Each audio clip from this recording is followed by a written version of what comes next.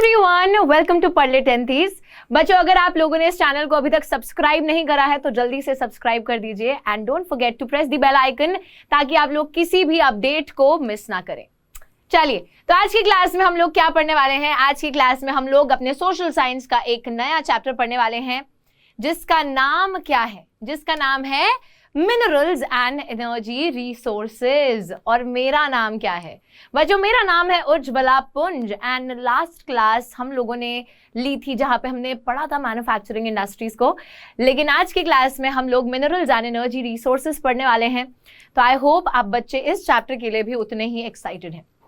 आज की हमारी इस क्लास में बच्चों ये जो हम चैप्टर पढ़ने वाले हैं, ये चैप्टर आप लोगों के टर्म 2 फाइनल एग्जामिनेशन में नहीं आने वाला है। तो मैम फिर पढ़ क्यों रहे हैं? रहने देते हैं ना। लेकिन बच्चों ये जो चैप्टर है ये हमारे पीरियोडिक टेस्ट में आने वाला है। पढ़ना बहुत ज्यादा जरूरी है। अभी एग्जाम आ जाएंगे है ना स्कूल वाले, तो उसमें भी तो अटेम्प्ट करने पड़ेंगे क्वेश्चंस इस चैप्टर के। साथ ही में एक और चीज है इस चैप्टर के बारे में जो खास बात है वो ये है कि इस चैप्टर का जो मैप वर्क है वो हमारे टर्म 2 एग्जामिनेशन में आने वाला है, सिर्फ मैप वर्क। और बच्चों वो मैप वर्क हम लोग बाद में करेंगे। आज की क्लास बेसिकली हमारी एक्सप्लेनेशन वाली क्लास है जहां पे सारा का सारा चैप्टर मैं आप लोगों को एक ही क्लास में समझाने वाली हूं, वन शॉट में।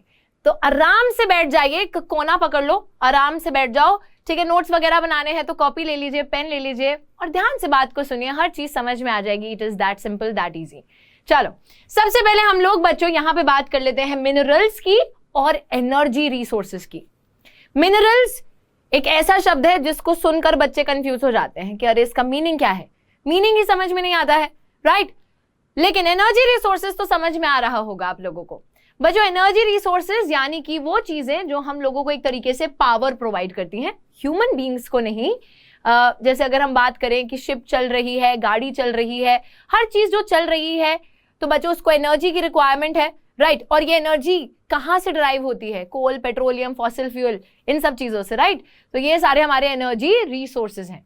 अभी आप लोग घर पे बैठे हैं, आप लोग फोन पे अपने लैपटॉप पे इस क्लास को देख रहे होंगे, वो कहाँ से आप देख पा रहे हो? मैम फोन से, लैपटॉप से। लेकिन फोन और लैपटॉप कैसे चल पा रहा है? आपने उसको चार्ज करा होगा ना, तभी चल पा रहा है वो। तो बच्चों ये जो चार्जिंग वाली चीज है ये क्यों हुई है? This is also due to energy. Energy नहीं होती तो कोई भी चीज नहीं चल पाती। हम में भी अगर एनर्जी नहीं होगी तो हम भी नहीं चल पाएंगे। अभी मैं यहाँ पे खड़े होकर पढ़ा भी नहीं पाती, राइट। उसी के साथ साथ अब जरा समझ लेते हैं मिनरल्स को। बच्चों मिनरल्स क्या है? Minerals are resources. सबसे पहली चीज जो समझनी है वो ये है कि मिनरल्स जो होते हैं वो रिसोर्सेज होते हैं, संसाधन होते हैं। टर्म 1 में आपने एक चैप्टर पढ़ा होगा जिसका नाम था रिसोर्सेज एंड डेवलपमेंट, संसाधन और विकास। लेकिन बच्चों यहां पर संसाधन का ही एक पार्ट है मिनरल्स, जिसको हम लोग पढ़ने वाले हैं इस चैप्टर के अंदर। मिनरल्स की मैं डेफिनेशन, वो सारी जो चीजें हैं बुकिश लैंग्वेज वाली, वो आपको सब बताऊंगी। लेकिन बच्चों यहाँ पे सिंपल सी बात है कि minerals are an indispensable part of our lives. हम इसको अपने से अलग नहीं कर सकते, हमारे जीने के लिए काफी ज्यादा जरूरी है ये मिनरल्स। मिनरल्स नहीं होंगे ना तो हम एक्चुअली अपने नीड्स को सेटिस्फाई नहीं कर पाएंगे, हम नहीं रह पाएंगे। तो इट्स दैट इंपॉर्टेंट। तो हर चीज एक्चुअली अभी आप बच्चों अगर फोन है आपके हाथ में, लैपटॉप है, ये जो स्क्रीन है, ये जो पेन है, ये जो रिमोट है, हर चीज में हमें मिनरल्स की जरूरत है। हर चीज जो है मिनरल से बनी है। सिंपल सी बात है, ऑलराइट। चलिए तो आगे आ जाते हैं। अभी मैं आपको बताऊंगी कि मिनरल्स होते क्या हैं, लेकिन सबसे पहले यहाँ पे देखिए, minerals are very necessary for us as most of the things around us that we are using in our daily life are made up of minerals like machinery, vehicles and even a teeny tiny pin। बच्चों हर चीज mineral से बनी है। एक छोटी C pin से लेकर एक बड़ी सी शिप तक जो जहाज होता है, सारी की सारी चीजें जो है मिनरल से बनी होती हैं। तो मिनरल्स इतने ज्यादा इंपॉर्टेंट है, ठीक है। इंपॉर्टेंस तो समझ में आई है, लेकिन मैम अभी भी हम एक ही क्वेश्चन पे अटके हैं कि मिनरल्स होते क्या है। चलो बताती हूं क्या होते हैं मिनरल्स। देखिए, geologist define mineral as a homogeneous naturally occurring substance with a definable internal structure. बच्चों जियोलॉजिस्ट, अभी आप लोग बोलोगे एक तो कंफ्यूजन थी ही मिनरल्स को लेकर, अब ये जियोलॉजिस्ट अलग चीज आ गई, लेकिन टेंशन बिल्कुल नहीं लेनी है, ठीक है। सो जियोलॉजिस्ट कौन होते हैं? आई विल डेफिनेटली एक्सप्लेन, लेकिन उससे पहले समझ लेते हैं कि मिनरल को वो डिफाइन कैसे कर रहे हैं, परिभाषा कैसे दे रहे हैं। मिनरल एक होमोजेनस नेचुरली अकरिंग सब्सटेंस है जिसका इंटरनल स्ट्रक्चर इज डिफाइनेबल। ठीक है, तो प्रकृति में मौजूद होता है मिनरल और उसका जो स्ट्रक्चर है बच्चों, ठीक है, उसको आप डिफाइन कर सकते हो, परिभाषित कर सकते हो। जैसे कि डायमंड है, डायमंड एक मिनरल है, तो आप बताओगे कि इसका जो इंटरनल स्ट्रक्चर है काफी ज्यादा मजबूत होता है, काफी हार्ड होता है। ठीक है, टैल्क है बच्चों, तो talc is also a mineral, लेकिन उसके इंटरनल स्ट्रक्चर को हम कैसे डिस्क्राइब करेंगे कि अरे ये तो बहुत ही सॉफ्ट होता है ना, तो ऐसे हम उसको डिस्क्राइब कर सकते हैं इजीली। ये बात समझ में आई? तो एक नेचुरली अकरिंग होमोजेनस, होमोजेनस का मतलब बच्चों जो कि एक यूनिफॉर्म तरीके से मौजूद है, अलग अलग चीजें नहीं है, इट इज यूनिफॉर्म। ठीक है, homogeneous naturally occurring substance with a definable internal structure. ये तीन चीजें याद रखिए, डेफिनेशन आप लोगों को याद हो जाएगी। बच्चों मिनरल्स इतने ज्यादा जरूरी हैं कि आप जो चीजें खाते हो, ठीक है, उसमें भी मिनरल होता है, लेकिन सिर्फ 0.3% of what we eat are minerals. लेकिन सिर्फ 0.3 तो है मैम, लेकिन बच्चों यहां दिक्कत की बात यह है कि अगर आप इस 0.3% को कंज्यूम नहीं करोगे तो जो बचा कुचा 99.7% है, मैथ्स ठीक है ना मेरी, हाँ, तो 99.7% जो बचा कुचा सामान है उसे भी आप डाइजेस्ट नहीं कर पाएंगे, यूटिलाइज नहीं कर पाएंगे टिल द टाइम आपको ये 0.3% नहीं मिलेगा। ठीक है, तो इस चीज को याद रखिएगा। Now they are found in varied forms in nature ranging from the hardest diamond to the softest talc। hardest diamond से लेके softest talc तक सारी की सारी चीजें मिनरल्स। लेकिन यहां पर एक और चीज जो हमको ध्यान रखनी है बच्चों, वो क्या है कि मिनरल्स पाए कहां पर जाते हैं, बताती हूं। How many minerals have been identified? तो बच्चों 2000 से भी ज्यादा मिनरल्स जो है आइडेंटिफाइड हैं, काफी ज्यादा है। ठीक है, लेकिन उसी के साथ साथ एक और चीज है, देखिए मिनरल्स पाए कहां जाते हैं? मिनरल्स पाए जाते हैं रॉक्स में।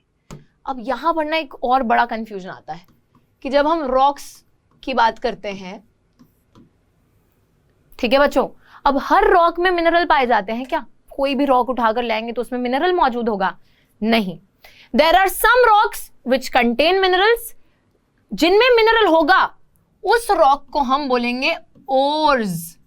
जिसमें मिनरल नहीं होगा वो नॉर्मल रॉक है। तो जिसमें मिनरल है वो ओर हो गया, जिसमें मिनरल नहीं है वो नॉर्मल रॉक हो गया। तो मैम वो रॉक किसी काम का नहीं है, नहीं ऐसे नहीं बोलेंगे। ठीक है, तो बच्चों ओर होते हैं। अब देखो ओर के अंदर हो सकता है कि एक मिनरल मौजूद हो सकता है ओर के अंदर 2 मिनरल मौजूद हो सकता है 2 से ज्यादा भी मौजूद हो। ठीक है, सिंपल सी बात है। मिनरल जैसे नहीं होता है बच्चों की भगवान उतर के आते हैं, आइए आपकी तो बहुत सी नीड्स मिनरल से सेटिस्फाई होती हैं तो ये लीजिए, या फिर अगर धरती के जो है अंदर पाए जाते हैं मिनरल्स तो हम ऐसे पूजा वगैरह करते हैं और एकदम से मिनरल निकल कर आते हैं। ठीक है, ऐसा नहीं होता है। हमको मिनरल्स को एक्सट्रैक्ट करना पड़ता है through the process of mining. Minerals को इन ओर्स से, मतलब बच्चों इन ओर्स को हम कैसे निकालेंगे? Through the process of mining. ठीक है, माइनिंग के प्रोसेस से निकालेंगे। सिंपल सी बात है, सबको समझ में आ जानी चाहिए। अब माइनिंग भी अलग अलग तरीकों की होती है, तो जैसे जैसे हम आगे बढ़ते जाएंगे मैं आपको समझाती जाऊंगी कि कौन कौन से अलग अलग तरीके की माइनिंग करी जाती है मिनरल को एक्सट्रैक्ट करने के लिए। तो बने रहिए। ठीक है, चलो आगे आ जाते हैं। और यहां पर एक चीज बताई थी ना अभी कि जियोलॉजिस्ट ने मिनरल को ऐसे डिफाइन करा है, तो भाई ये जियोलॉजिस्ट कौन है ना? अब बच्चों 2 चीजें हैं, ज्योग्राफर और जियोलॉजिस्ट। एग्जाम में पीरियोडिक टेस्ट में क्वेश्चन आ सकता है कि differentiate between geologist and geographer. क्या लिखेंगे उसके अंदर हम लोग? ये जो अभी बताने वाली हूं। ठीक है, तो ज्योग्राफर कौन होता है बच्चों? ज्योग्राफर यानी कि ज्योग्राफी से रिलेट करना है। ज्योग्राफी हम एक सब्जेक्ट पढ़ते हैं, एसएसटी का एक सब पार्ट होता है ज्योग्राफी, राइट? तो बच्चों ज्योग्राफर इज अ पर्सन जो कि ज्योग्राफी में इंटरेस्ट रखते हैं, जो कि लैंड फॉर्म्स में इंटरेस्ट रखते हैं। ज्योग्राफर का मेन मुद्दा होता है ज्योग्राफी, मतलब कि लैंड फॉर्म कैसा है, कहीं पहाड़ है, कहीं प्लेट्यू है, कहीं प्लेन्स है, and they see minerals as a part of the earth's crust. उनके लिए मिनरल जो है अर्थ की क्रस्ट का एक हिस्सा है। लेकिन वहीं पर अगर हम लोग जियोलॉजिस्ट की बात करें तो बच्चों जियोलॉजिस्ट के लिए मिनरल सिर्फ एक हिस्सा नहीं है, उनकी स्टडी जो है वो मिनरल से शुरू होती है, वो इन डिटेल मिनरल्स को पढ़ते हैं। तो जियोलॉजिस्ट मिनरल्स फॉर्म कैसे हुए, मिनरल की एज क्या है, मिनरल का फिजिकल केमिकल कॉम्पोजिशन क्या है, तो उस चीज में इंटरेस्ट लेते हैं। इस चीज को समझिए, मैं एक बड़े सिंपल से एग्जाम्पल से समझाती हूँ। कोई इंसान है जो सोशल साइंस पढ़ता है, ठीक है, तो सोशल साइंस के अंदर हिस्ट्री, ज्योग्राफी, सिविक्स सब आती है, हम उसको एक सब पार्ट समझते हैं, तो वो हो गया ज्योग्राफर। लेकिन अगर कोई इंसान डिटेल में हिस्ट्री को पढ़ रहा है, हिस्ट्री को ही सिर्फ पढ़ रहा है, जैसे ग्रेजुएशन लेवल पे, तो वो एकदम डिटेल में सिर्फ हिस्ट्री को ही पढ़ रहा है, राइट, तो वो हो गया जियोलॉजिस्ट। अभी हिस्ट्री सोशल साइंस वाला अंतर नहीं है, लेकिन ज्योग्राफर बच्चों एक तरीके से अर्थ की क्रस्ट का हिस्सा समझता है मिनरल को, इन डिटेल मिनरल्स को नहीं पढ़ रहा है, एज अ पार्ट देख रहा है। लेकिन जो हमारा जियोलॉजिस्ट है वो तो बहुत ही बारीकी से किसको पढ़ रहा है, हमारे मिनरल्स को पढ़ रहा है। ऑलराइट, चलो जल्दी से आगे आ जाते हैं और यहां पर हम बात कर लेते हैं ओर्स की। मैंने अभी आपको बताया कि जिन रॉक्स में मिनरल्स होते हैं वो रॉक्स होते हैं ओर्स। अब बच्चों ओर जो होता है ना, समझना इस चीज को, सपोज मैं मिनरल का एक्सट्रैक्शन करना चाहती हूँ, मैंने एकदम डिगिंग वगैरह करी, मैंने खुदाई वगैरह करी है, और एकदम से ऐसा नहीं होगा कि मुझे पता है कि यहाँ पे आयरन मौजूद है तो आयरन निकल कर आएगा मेरे हाथ में, नहीं, मेरे को बच्चों मिलेगा आयरन का ओर, ठीक है। अब इस ओर के अंदर कहीं ना कहीं तो आयरन है, लेकिन आयरन के साथ साथ इसमें मिट्टी है और गंदगी है, हमें उस मिट्टी और गंदगी को हटाकर आयरन को निकालना पड़ेगा बाद में, मतलब वो प्रोसेसिंग वगैरह करनी पड़ेगी फैक्ट्रीज में ले जाकर, उसके बाद हम आयरन बना पाएंगे या निकाल पाएंगे, ठीक है। तो ऐसे इतना इजी नहीं है। तो जब हम लोग एक्सट्रैक्शन कर रहे हैं तो बच्चों हमको कोई भी मिनरल उसके ओर के फॉर्म में मिलता है, दैट मीन्स वो मिनरल तो है ही है, लेकिन उस मिनरल के साथ बहुत सी इंप्योरिटीज भी मौजूद होती हैं उस पर्टिकुलर रॉक में, एंड आपको वो इंप्योरिटीज निकालनी पड़ती हैं, तब जाके आप मिनरल ऑब्टेन कर पाते हो। सिंपल सी बात है, ठीक है। चलो एक और चीज यहां पे जो बहुत ही ज्यादा इंपॉर्टेंट है, those minerals from which metals are extracted conveniently and profitably. बच्चों एक और चीज जिसका काफी ज्यादा ध्यान रखना पड़ता है जब आप लोग मिनरल्स को एक्सट्रैक्ट कर रहे हैं, क्या चीज है वो ये चीज है कि आप ना तभी मिनरल्स को एक्सट्रैक्ट करोगे when it is economically profitable. Economically profitable की क्या बात होती है, सपोज मुझे ना एक खबर मिली है कि भाई यहां पर ना अंदर क्या है, सोना है, वाओ मैं खुश हो गई हूं, खबर मिली है, तो अब मैं क्या करूंगी बच्चों, प्रॉपर मशीनें वगैरह लाऊंगी माइनिंग करने के लिए और यहां पर शुरू करूंगी खुदाई, ठीक है। अब मैंने 1 करोड़ रुपए जो है लगा दिया यहां पे खुदाई करने के लिए, बढ़िया लगा दिया है इतना पैसा, लेकिन अंदर सोना भी तो है। अब बाद में क्या पता चलता है खुदाई करने के बाद कि अंदर से जो सोना निकला है वो सिर्फ 20,000 रुपए का सोना निकला है। 1 करोड़ रुपए लगाया सोना निकालने के लिए और सोना निकला 20,000 रुपए का, तो यहां पर पोपट हो जाएगा, राइट। तो सिंपल सी चीज है बच्चों, जब भी आप मिनरल को एक्सट्रैक्ट करने जा रहे हो तो वहां पोपट नहीं करवाना है, वहां पे आप ये चीज सबसे पहले देखेंगे कि whether it is economically profitable और नॉट इकोनॉमिकली फीजिबल। कुछ बच्चों को याद आ रहा होगा जिन्होंने रिसोर्सेज एंड डेवलपमेंट पढ़ा होगा कि वो रिसोर्स ना, मतलब कोई भी रिसोर्स तभी तक सही है जब तक वो इकोनॉमिकली फीजिबल है, जब तक हम उस पर कॉस्ट कम लगा रहे हैं हमको प्रॉफिट ज्यादा हो रहा है। यहां पर हमने कॉस्ट बहुत ज्यादा लगा दी और प्रॉफिट उतना हुआ नहीं, ठीक है। तो वही बात हो रही है। अब देखिए minerals generally occur in these forms, इस चीज को याद रखिएगा। Now occurrence of minerals very very important topic, इस पे डायरेक्ट क्वेश्चन आता है बच्चों। यहां पर मैं आपको बताऊंगी कि मिनरल्स अकर कैसे करते हैं, फटाफट से देखेंगे, ठीक है। So the first form in which minerals occur is in the form of veins and loads.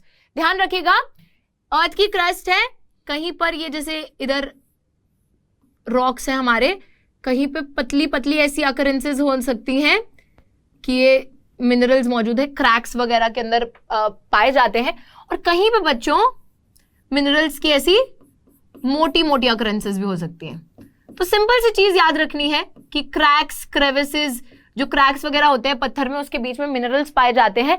2 form में पाए जाते हैं, एक होता है फॉर्म वेन्स यानी कि पतली पतली अकरेंसेस जो होती हैं, और लोड्स होते हैं जब मोटी मोटी अकरेंसेस पाई जाती हैं। कहां पे पाए जाते हैं ऐसे मिनरल्स, इग्नियस और मेटामॉर्फिक रॉक्स में, ठीक है बच्चों। इग्नियस और मेटामॉर्फिक रॉक्स की बात हो रही है। अब कैसे देखो, क्या होता है ना, ये अपनी अर्थ की क्रस्ट है, क्रस्ट के नीचे होता है हमारा मैग्मा, है ना, जो गरम गरम होता है। अब बच्चों गरम गरम मैग्मा की वजह से, इंटेंस हीट प्रेशर की वजह से क्या होता है, जैसे इन रॉक्स में ना थोड़े बहुत क्रैक्स डेवलप हो जाते हैं और उन क्रैक्स में वो मैग्मा जाके जम जाता है, मिनरल फॉर्म कर देता है। तो दैट इज द रीजन यहाँ पे वेन्स और लोड्स के फॉर्म में मिनरल्स पाए जाते हैं। ध्यान से देखिए, कॉपर, टिन, लेड, जिंक, ये कुछ ऐसे मिनरल्स हैं जो कि वेन्स और लोड्स के फॉर्म में यहाँ पे पाए जाते हैं। स्मॉलर अकरेंसेस, जो पतली पतली अकरेंसेस हैं, उनको वेन्स बोलते हैं। जैसे हमारी नसों को भी वेन्स बोलते हैं ना, तो पतली हैं वेन्स। और हेवी लोड जब हम बोलते हैं तो भारी हो गई वो चीज, राइट। तो जो मोटी मोटी अकरेंसेस होंगी वो होते हैं लोड्स। ठीक है बच्चों, तो ये जो हमारे मिनरल्स हैं कॉपर, टिन, लेड, जिंक, ये सारे के सारे वेन्स और लोड्स के फॉर्म में पाए जाते हैं। सिंपल सी बात है। चलो, major metallic minerals like tin, copper, zinc, lead etcetera obtain from veins and lodes, ये बात हमने कर ली है। चलिए आगे आ जाते हैं और यहाँ पे दूसरे अकरेंस देख लेते हैं। और किस फॉर्म में मिनरल्स पाए जाएंगे? यहां पे आ रहा है सेडिमेंट्री रॉक्स। अभी इग्नियस मेटामॉर्फिक में जो है वो वेन्स और लोड्स के फॉर्म में मिल रहे थे। अच्छा, एक और चीज है यहाँ पे बच्चों, क्या आप इन मिनरल्स को एक्सट्रैक्ट कैसे करोगे? मैम अभी आपने बताया था माइनिंग के थ्रू एक्सट्रैक्ट करेंगे, है ना, याद है ना आप लोगों को? माइनिंग बोला था अभी मैंने। लेकिन बच्चों माइनिंग ऐसी थोड़ी हो जाती है, माइनिंग करने के भी अलग अलग तरीके होते हैं। ठीक है, so first way of doing the mining, यहां पर जो हम करेंगे, क्या करेंगे? अभी अर्थ की क्रस्ट है, यहां पर पता है हमें कि मिनरल मौजूद है वेन्स के फॉर्म में, लोड्स के फॉर्म में। अब बच्चों यहां पर ना हम खुदाई शुरू करेंगे और ये पूरी की पूरी चीज हमको ना निकालनी पड़ेगी बाहर। तो इसको बोलते हैं ओपन कास्ट माइनिंग, जो आपको पूरी की पूरी जो है वो चीज निकाल के मतलब बाहर लेकर आनी पड़ेगी, तो ओपन कास्ट माइनिंग। ठीक है, अब दूसरी चीज है, सेडिमेंट्री रॉक्स में मिनरल्स आकर कर रहे हैं, लेकिन यहाँ पे कौन से फॉर्म में आकर करते हैं? ये अर्थ की क्रस्ट है और अर्थ की क्रस्ट के यहाँ नीचे बेड्स में, लेयर्स में मौजूद है। बेड्स और लेयर्स में मौजूद होते हैं सेडिमेंट्री रॉक्स में हमारे मिनरल्स, और इनको हम कैसे निकालेंगे, कैसे करेंगे इनकी माइनिंग? यहाँ पे बच्चों सिंपली हम खोदेंगे। अब देखो पूरी की पूरी जमीन धरती थोड़ी निकाल लेंगे, तो यहाँ पे ना हमको थोड़ी समझदारी से चलना पड़ेगा। हम यहाँ पर एक सुरंग बनाएंगे, एक टनल बनाएंगे, थोड़े बंदों को नीचे उतारेंगे हम, ठीक है, टनल के थ्रू, और फिर ये बंदे जाएंगे और जाकर यहाँ पे जो मिनरल है उसको एक्सट्रैक्ट करके लाएंगे। ठीक है बच्चों, तो बात एकदम क्लियर है। ऑलराइट, तो जल्दी से देख लेते हैं। बहुत से मिनरल्स बेड्स और लेयर्स में आकर करते हैं। ठीक है बच्चों, एक्यूमुलेशन डिपोजिशन ऑफ मिनरल से फॉर्म होते हैं ये रॉक्स। कोल और कुछ आयरन ओर के फॉर्म्स जो हैं बच्चों वो इस तरीके से पाए जाते हैं, जो कि इंटेंसिव हीट और प्रेशर की वजह से डेवलप हो गए हैं इन बेड्स एंड लेयर्स।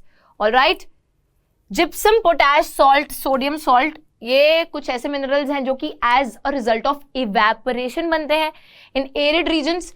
तो बच्चों एरिड रीजन्स यानी कि जो सूखे हुए इलाके होते हैं, वहां पे जब पानी को सोख लेती है हवा, तो इवेपोरेशन के थ्रू जिप्सम, पोटैश सॉल्ट और सोडियम सॉल्ट जो है एरिड रीजन्स में डिवेलप हो जाता है।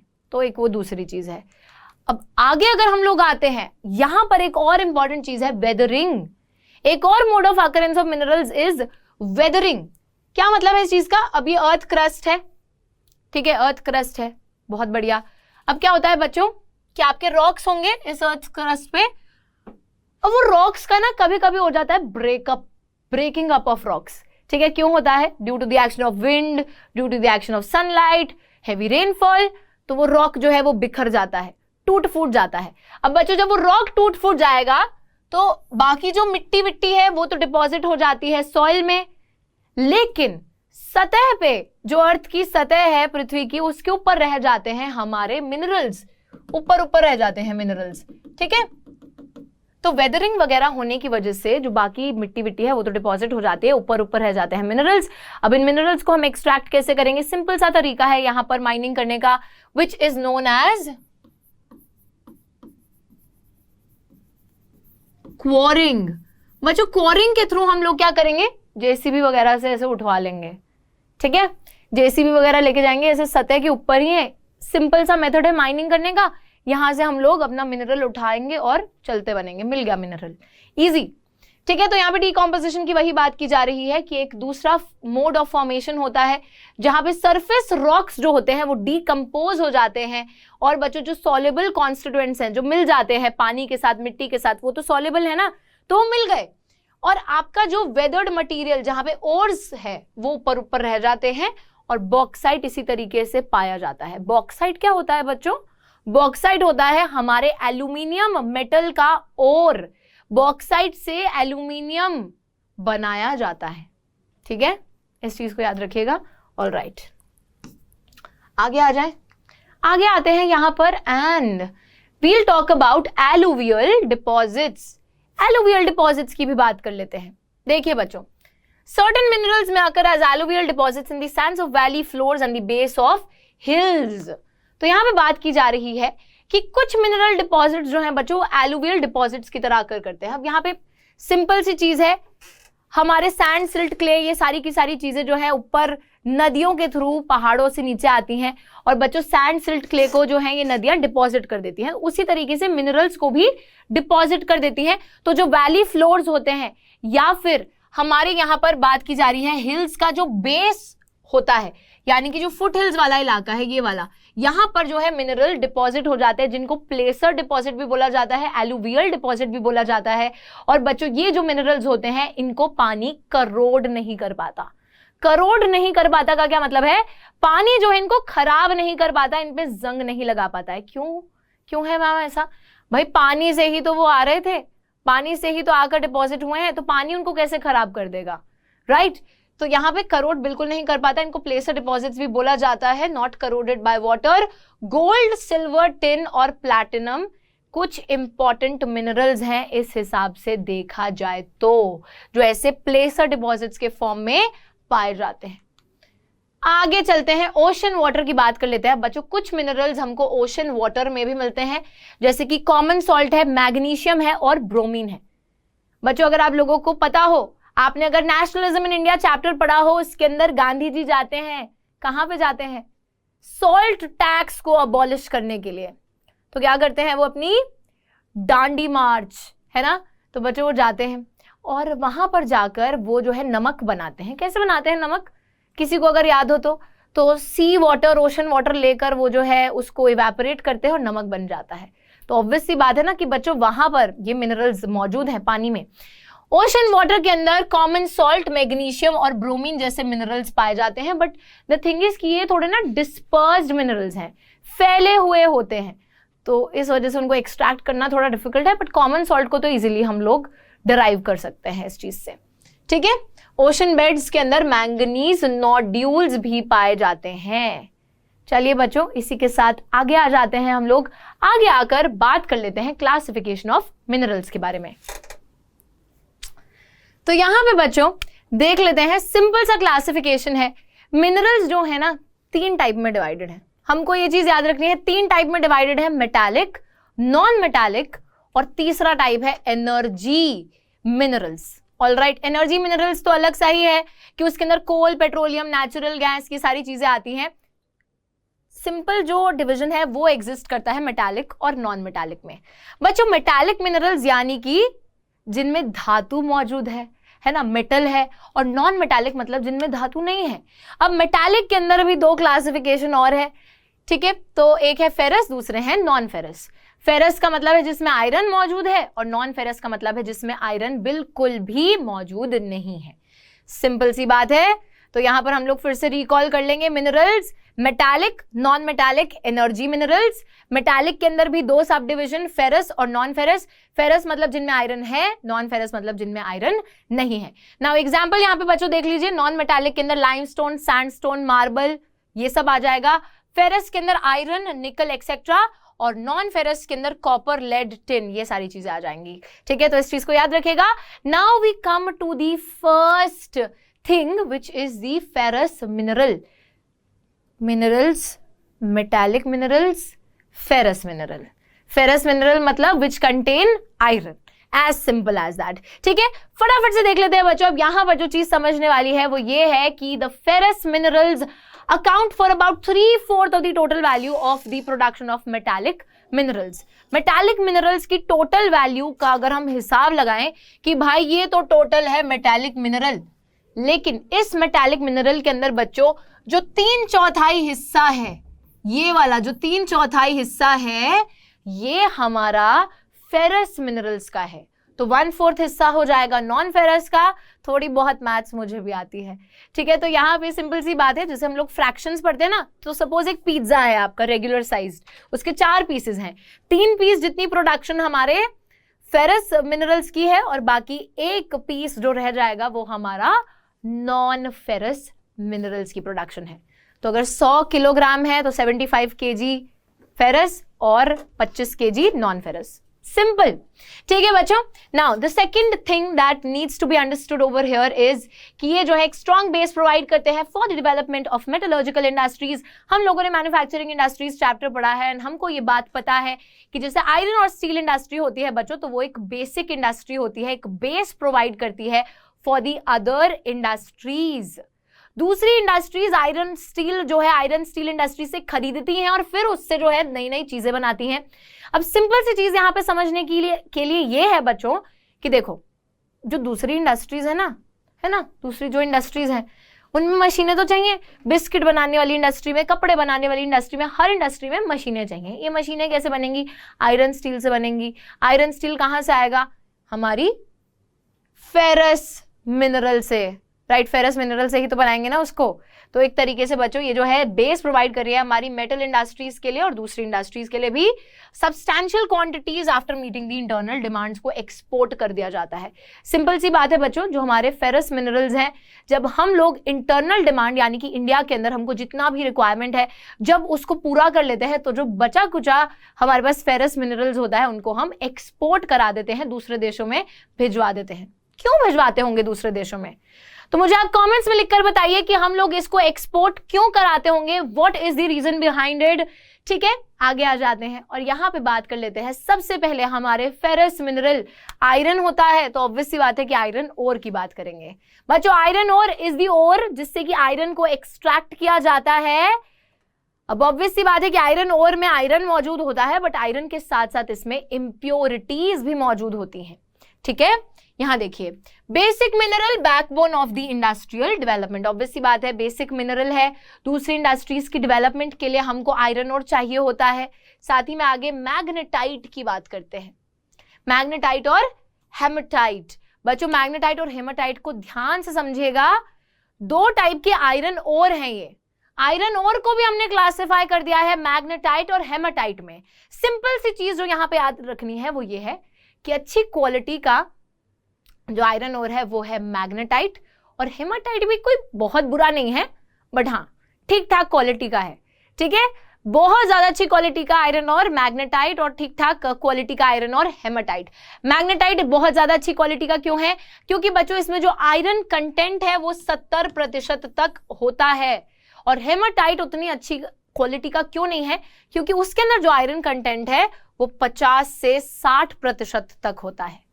ठीक है, उसी के साथ साथ बच्चों फाइनेस्ट आयरन और magnetite and also excellent magnetic qualities. तो इसको ना आप इसी चीज से याद रख सकते हो कि इसमें जो जैसे चुंबक वाली जो क्वालिटीज है, चुंबक होता है ना मैग्नेट, तो बच्चों वो वाली जो क्वालिटीज है बहुत ज्यादा हद तक मौजूद होती हैं, एंड मैग्नेट वर्ड से ही डिराइव किया है मैग्नेटाइट। ठीक है, so the magnetic qualities are highly present over here, valuable in the electrical industry. Electrical industry में बच्चों बहुत ज्यादा इलेक्ट्रिकल जो भी सामान बनाने के लिए हम लोग जो है किसका इस्तेमाल करते हैं? मैग्नेटाइट का। उसी के साथ साथ जब हम लोग हेमाटाइट की बात करें, most important industrial iron ore in terms of the quantity used. सबसे ज्यादा क्वांटिटी में बच्चों हम लोग जिस आयरन ओर का इस्तेमाल करते हैं इंडस्ट्रीज के अंदर, दैट इज हेमाटाइट। अब हमें शौक नहीं है, अगर हमें मैग्नेटाइट ज्यादा मिल रहा होता तो हम मैग्नेटाइट यूज कर लेते, लेकिन हम हेमाटाइट को इस वजह से यूज कर रहे हैं बिकॉज बच्चों हमारे देश के अंदर हेमाटाइट जो आयरन ओर है वो बहुत ज्यादा तादाद में मौजूद है, जैसे कि अभी हम लोग देखेंगे। ठीक है, तो हेमाटाइट आयरन ओर जो है बच्चों क्वांटिटी के हिसाब से बात करें तो सबसे ज्यादा हद तक हम यूज करते हैं। एक चीज जो आपको यहाँ पे याद रखनी है, मैग्नेटाइट में 70% आयरन कंटेंट और हेमाटाइट में 50 to 60%, as simple as that. Now the next thing that we are gonna talk about is the major iron ore belts in India. बच्चों major iron ore belts India में कौन सी हैं? अब ये वो वाली बेल्ट नहीं है जो हम कमर पे बांध लेते हैं, ये बच्चों बात की जा रही है आयरन जिन रीजन्स में पाया जाता है उन रीजन्स के बारे में। ठीक है, और ऐसा भी नहीं है कि सिर्फ इन्हीं रीजन्स में पाया जाता है, और भी रीजन्स में पाया जाता होगा, बट इन जगहों पे सबसे ज्यादा अमाउंट में पाया जाता है। The first place being Odisha Jharkhand belt. बच्चों ओडिशा झारखंड वाला जो एरिया है वहां पर आयरन ओर जो है काफी ज्यादा एक्सट्रैक्ट किया जाता है। Alright, in Odisha high grade hematite ore is found in Badampahar mines in the Mayurbhanj and Kendujhar district. तो ये डिस्ट्रिक्ट्स हैं वहां पे बच्चों जो बादाम पहाड़ माइंस हैं, तो बादाम पहाड़ माइंस यानी कि जहां पे एक्सट्रैक्ट करते हैं हम लोग आयरन ओर को, पाया जाता है। ठीक है, कहां? ओडिशा के अंदर। Adjoining Singhbhum district of Jharkhand hematite iron ore is mined in Gua and Noamundi. यहाँ पे बच्चों गुआ और नोआमुंडी ये जगहें हैं जहां पे माइंस हैं, तो यहां से हेमाटाइट आयरन ओर को निकाला जाता है झारखंड की सिंहभूम डिस्ट्रिक्ट में। समझ में आई है आप लोगों को ये बात? ठीक है, अब बच्चों देखिए इस पर्टिकुलर ओडिशा झारखंड बेल्ट की अगर हम लोग बात करें तो यहां पर पास ही में है हमारा पाराद्वीप पोर्ट। पोर्ट के बारे में क्यों बता रही हूं? ये पाराद्वीप पोर्ट जो है बच्चों आप लोगों का ओडिशा में लाया करता है, एंड इस पोर्ट तक आप जो है आयरन ओर भिजवा सकते हो और फिर यहां इस पोर्ट की मदद से शिप विप में लोड करा के इस आयरन ओर को सीधा जो है डायरेक्ट कहां पहुंचा सकते हैं? दूसरे देशों में। ठीक है, वाटर ट्रांसपोर्ट चीप है ना, ये बात आप लोगों को। ठीक है, नाउ तो ये सभी को बात समझ में आ जानी चाहिए। अब यहाँ पर ना बच्चों को एक और कंफ्यूजन रहती है कि मैम ये तो बड़े कॉम्प्लिकेटेड से नाम है, क्या ये सीधे सीधे हमसे पूछ ले जाएंगे, एक्सप्लेन करने के लिए आएगा कि नहीं? बच्चों मेरे हिसाब से 99% तो ये नहीं आएगा एक्सप्लेन करने के लिए। ठीक है, एक्सप्लेनेशन के लिए कभी भी एक क्वेश्चन नहीं पूछा जाता है, because it is actually complicated. तो यहाँ पर आपको जो चीजें याद रखनी है ना, एक तो पोर्ट का नाम याद रख लेना, और बेल्ट कौन सी है उसका नाम भूलना मत। ओडिशा झारखंड, अब बादाम पहाड़ माइंस याद रख सकते हो, गोवा नोआमुंडी, ये जगहों के नाम याद रख सकते हो, ज्यादा नहीं भी याद रखनी है तो। ठीक है, लेकिन मैक्सिमम चांसेस हैं कि नहीं पूछा जाएगा, तो नॉर्मल जो बेल्ट का नाम है उसको याद रखना। Now the next belt is Durg Bastar Chandrapur belt. अब बच्चों जो ये दुर्ग बस्तर चंद्रपुर बेल्ट है ये कहां पे है? It lies in Chhattisgarh and Maharashtra. Chhattisgarh और महाराष्ट्र का जो एरिया है बच्चों, वैसे तो मैक्सिमम छत्तीसगढ़ के ही एरिया में है, थोड़ा सा महाराष्ट्र का जो एडजॉइनिंग एरिया है उसको भी कवर करती है ये बेल्ट। यहाँ पे देखिए very high grade haematite, haematite और ही मिल रहा है यहाँ पर, लेकिन अच्छी क्वालिटी का हेमाटाइट और मिल रहा है in the famous Bailadila range, Bailadila range of hills in the Bastar district of Chhattisgarh. बच्चों छत्तीसगढ़ के अंदर एक डिस्ट्रिक्ट है बस्तर डिस्ट्रिक्ट, वहां की बेलादिला रेंज जो है, बेलादिला रेंज का क्या मतलब है? देखो ये तो वैसे एक पहाड़ों की रेंज है, मतलब बहुत सारे पहाड़ जो है पाए जाते हैं, लेकिन बेलादेला नाम से समझना है। बैल यानी कि ऑक्स, और बच्चों देला जो है इसे हम्प को बोलते हैं, तो ऑक्स है, ऑक्स के हम्प की बात की जा रही है, तो इस हम्प के ऊपर नाम रखा हुआ है बेलादेला रेंज। ठीक है, उसके बाद देखिए आगे आ जाते हैं। Range of hills comprises 14 deposits of super high grade hematite iron ore. Best physical properties needed for steel making. Iron ore from these mines is exported to Japan and South Korea via Visakhapatnam port. अब बच्चों यहां पर Paradip port था, यहां पे है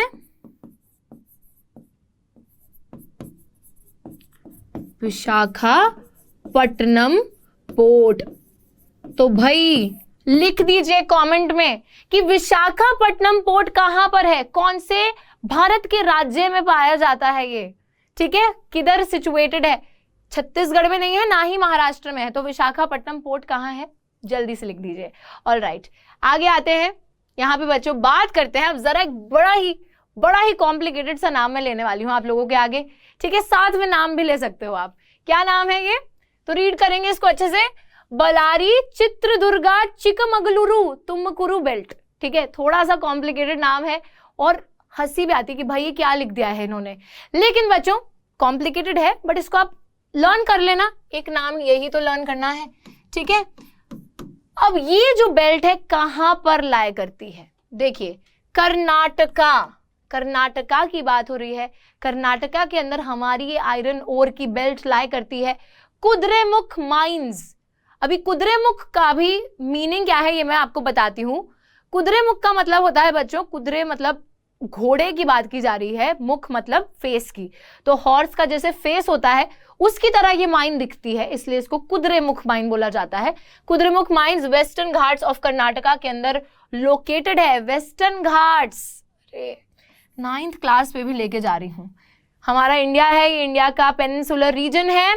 peninsular reason के अंदर जो ये वेस्टर्न घाट वाला एरिया है बच्चों, कर्नाटका भी इधर नीचे ही है, ठीक है। अब यहाँ पर देखिए 100% एक्सपोर्ट यूनिट, 100% एक्सपोर्ट यूनिट, यहां से जो आयरन और एक्सट्रैक्ट किया जाता है ना, मैक्सिमम बच्चों वो आयरन और एक्सपोर्ट करा दिया जाता है, दूसरे देशों में भिजवा दिया जाता है, ठीक है। Kudremukh deposits known to be one of the largest in the world, बहुत ज्यादा डिपॉजिट्स ऑफ आयरन और यहाँ पे पाया जाता है। Transported as slurry through a pipeline to a port near Mangaluru. तो बच्चों यहाँ पर जो मैंगलुरु पोर्ट है, मैंगलुरु पोर्ट से इसको एक्सपोर्ट कराया जाता है। और कैसे एक्सपोर्ट कराया जाता है, इस चीज पर गौर फरमाने की जरूरत है। आपका जो आयरन ओर है ना, अब बच्चों इसको एक पाइपलाइन के थ्रू भिजवाया जाता है, बट पाइपलाइन तो पतली सी पाइप सी होती है, पाइपलाइन के थ्रू कैसे हम पत्थर डाल के कैसे भेजेंगे? सिंपल सी बात है, हम बच्चों क्या करते हैं, इस आयरन ओर को कन्वर्ट करते हैं इन अ स्लरी। तो इसको एक सेमी लिक्विड फॉर्म में आप कन्वर्ट करते हो, फिर उसको आप पाइपलाइन के थ्रू पहुंचाते हैं दूसरी जगह तक। कहाँ तक? पोर्ट तक पहुंचाते हैं और फिर वहां से उसको लोड करवा के शिप विप में एक्सपोर्ट करा देते हैं, ठीक है। लास्ट है महाराष्ट्र गोवा बेल्ट। बच्चों महाराष्ट्र गोवा बेल्ट भी यहीं ऊपर महाराष्ट्र गोवा की साइड पे पाई जाती है। स्टेट ऑफ गोवा और रत्नागिरी डिस्ट्रिक्ट ऑफ महाराष्ट्र को इंक्लूड करती है ये belt. Though the ores are not of very high quality, यहां पर जो आयरन ओर है वो ज्यादा अच्छी क्वालिटी का नहीं पाया जाता है, yet they are efficiently exploited, लेकिन फिर भी हम छोड़ नहीं रहे हैं उनको, ठीक है। हम उनको एक्सट्रैक्ट करे जा रहे हैं, माइनिंग करे जा रहे हैं, जारी रख रहे हैं। आयरन ओर को एक्सपोर्ट किया जाता है थ्रू दी मारमागांव पोर्ट। यहाँ पे बच्चों मारमागांव पोर्ट की बात की जा रही है जो कि गोवा में है, और यहाँ पे भी पोर्ट का नाम याद रखिएगा, कौन सा पोर्ट था हमारा? मैंगलुरु, ठीक है। तो मैंगलुरु पोर्ट की बात की जा रही है। चलिए, तो इसको वैसे हम लोग मैंगलोर पोर्ट बोलेंगे, ठीक है। चलिए, ओके, जल्दी से आगे आ जाते हैं।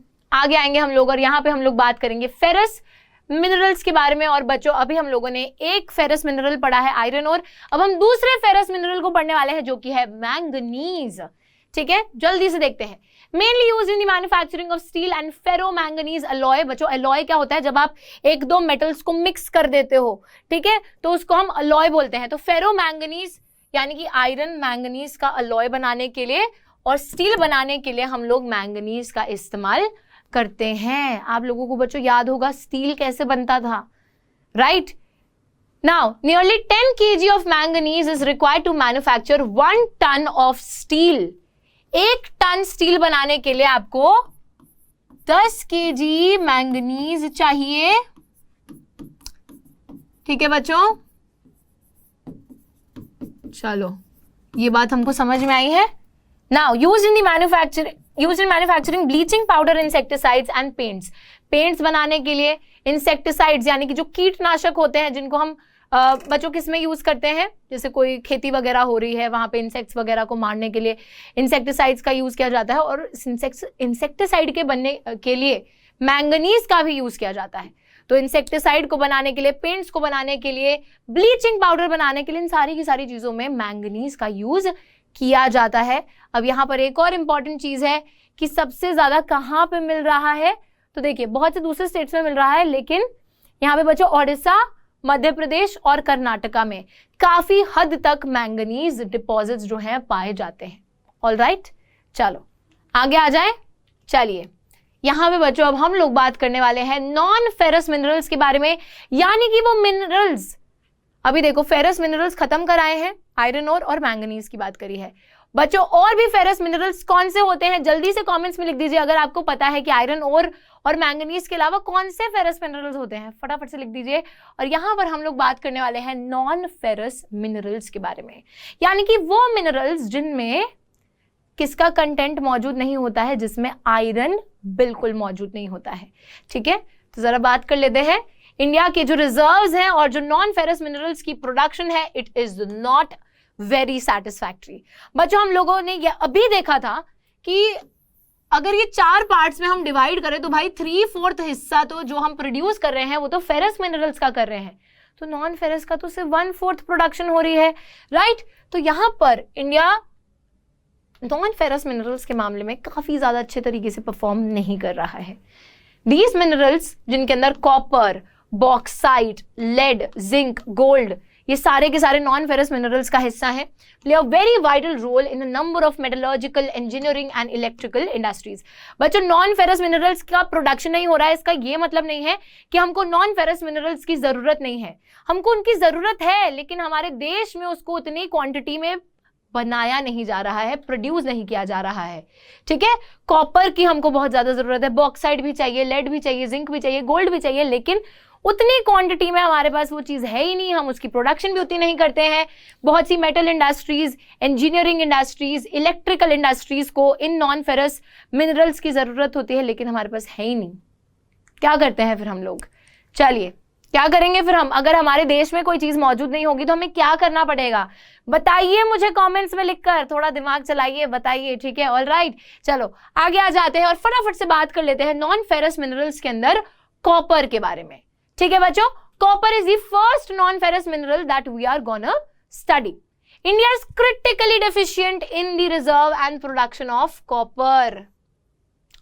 बच्चों जैसे आप अपना ब्लड टेस्ट वगैरह कराते हो, उसकी रिपोर्ट आती है और डॉक्टर क्या बोलते हैं कि you have an iron deficiency, आपके अंदर ना आयरन जो है डिफिशिएंट है, कमी है उस चीज की। डेफिशिएंसी का क्या मतलब होता है? कमी हो गई, कैल्शियम की डेफिशिएंसी हो गई, आयरन नहीं है। लेकिन हमारे देश में तो कॉपर ही नहीं है, बिल्कुल भी नहीं है, ऐसा नहीं बोल रहे हैं, बट वी आर डिफिशिएंट। बहुत कम मात्रा में कॉपर अवेलेबल है रिजर्व्स के मामले में भी, और हम उसको फिर प्रोड्यूस भी उतना नहीं कर पा रहे हैं। Being malleable, ductile and a good conductor, copper is mainly used in electric cables, electronics and chemical industries. बच्चों कॉपर की ना यहाँ पर हम लोगों ने बात कर दी है प्रॉपर्टीज के बारे में। प्रॉपर्टीज ऑफ कॉपर, तारीफ के पुल बांध दिए हैं। देखिए कैसे कॉपर मैलिएबल है। मैलिएबल है का क्या मतलब है? कॉपर को आप थिन शीट्स में कन्वर्ट कर सकते हो।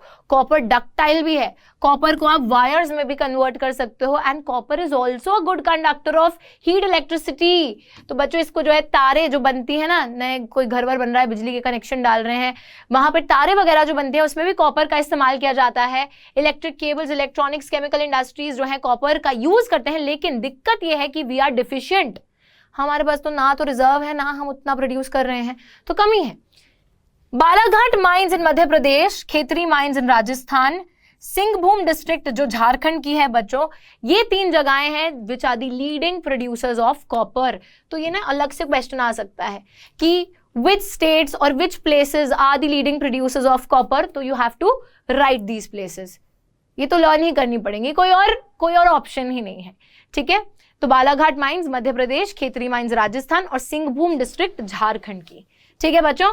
चलिए जल्दी से आगे आ जाते हैं और यहां पर हम लोग बात करेंगे दूसरे नॉन फेरस मिनरल के बारे में जिसका नाम है bauxite. Bauxite deposits formed by the decomposition of a wide variety of rocks rich in aluminium silicates। बच्चों आप लोगों को एक बात पता होनी चाहिए कि बॉक्साइट से बनता है एलुमिना। ये किसी का नाम नहीं है टीना मीना, ठीक है, ये है एलुमिना। और एलुमिना से बनता है एल्यूमिनियम। एलुमिना से बनता है एल्यूमिनियम। तो एल्यूमिनियम बनाने के लिए जो ओर है उस ओर को बोलते हैं बॉक्साइट, ठीक है। तो बॉक्साइट डिपॉजिट जो है डीकॉम्पोजिशन से बनते हैं। बच्चों हमने अभी बात करी थी वेदरिंग की, मोड ऑफ अकरेंस की, कि जो रेसिडुअल मास रह जाता है मिनरल्स का सरफेस के ऊपर, ठीक है, कोरिंग से जिसको आप एक्सट्रैक्ट करते हैं, तो वो वैसे ही टाइप का जो है हमारा मिनरल है बॉक्साइट, ठीक है बच्चों। Aluminium combines the strength of metals such as iron with extreme lightness and also with good conductivity and great malleability। यहाँ पर एक्चुअली एल्यूमिनियम की भी हमने तारीफ कर दी है, सभी को बात ऑलरेडी पता है। मैन्युफैक्चरिंग इंडस्ट्री से काफी ज्यादा सिमिलर है बच्चों ये चैप्टर, क्योंकि यहाँ पर भी वैसी ही कुछ बातें की जा रही हैं। तो ध्यान दीजिए एल्यूमिनियम में बच्चों एक वो जो आयरन वाला स्ट्रॉन्गनेस है ना, वो चीज भी मौजूद है, तो उतना मजबूत भी है। बट यहां पर प्लस पॉइंट ये है कि जो एल्यूमिनियम है it is light, extremely light. तो बच्चों दैट इज द रीजन कि aluminium is used to manufacture airplanes. हवाई जहाज तक बनाने में हम लोग एल्यूमिनियम का इस्तेमाल करते हैं। गुड कंडक्टिविटी भी है इसकी और ग्रेट मैलेबिलिटी भी है, तो इसको हम लोग शीटों में कन्वर्ट कर सकते हैं, कंडक्टिविटी अच्छी है, हीट इलेक्ट्रिसिटी पास हो सकती है, बहुत बढ़िया। सबसे ज्यादा एल्यूमिनियम ओडिशा में पाया जा रहा है, तो यहाँ पे एक्चुअली बॉक्साइट जो है ओडिशा में पाया जा रहा है। एल्यूमिनियम कैसे पाया जाएगा मैम, है ना, बॉक्साइट पाया जाएगा, बॉक्साइट से बनेगा ना एल्यूमिनियम। ओके, तो सबसे ज्यादा ओडिशा, उसके बाद बच्चों गुजरात है, फिर थोड़ा बहुत झारखंड, छत्तीसगढ़, महाराष्ट्र में भी मौजूद है। चलिए, ये बात बिल्कुल ठीक है। Bauxite deposits mainly found in the Amarkantak plateau, Maikal hills and plateau regions of Bilaspur, Katni. तो बॉक्साइट डिपॉजिट्स मेनली कहां पाए जाते हैं? अमरकंटक प्लेट्यू में, माइकाल हिल्स में, और जो प्लेट्यू रीजन है बिलासपुर, कटनी का। ठीक है बच्चों, अब ये जो हमारे अमरकंटक प्लेट्यू है, ये मध्य प्रदेश में है, ये एमपी में है। अगर हम लोग माइकाल हिल्स की बात करें, माइकाल हिल्स ईस्टर्न एमपी और छत्तीसगढ़ में है, ईस्टर्न एमपी एंड छत्तीसगढ़ में मौजूद है।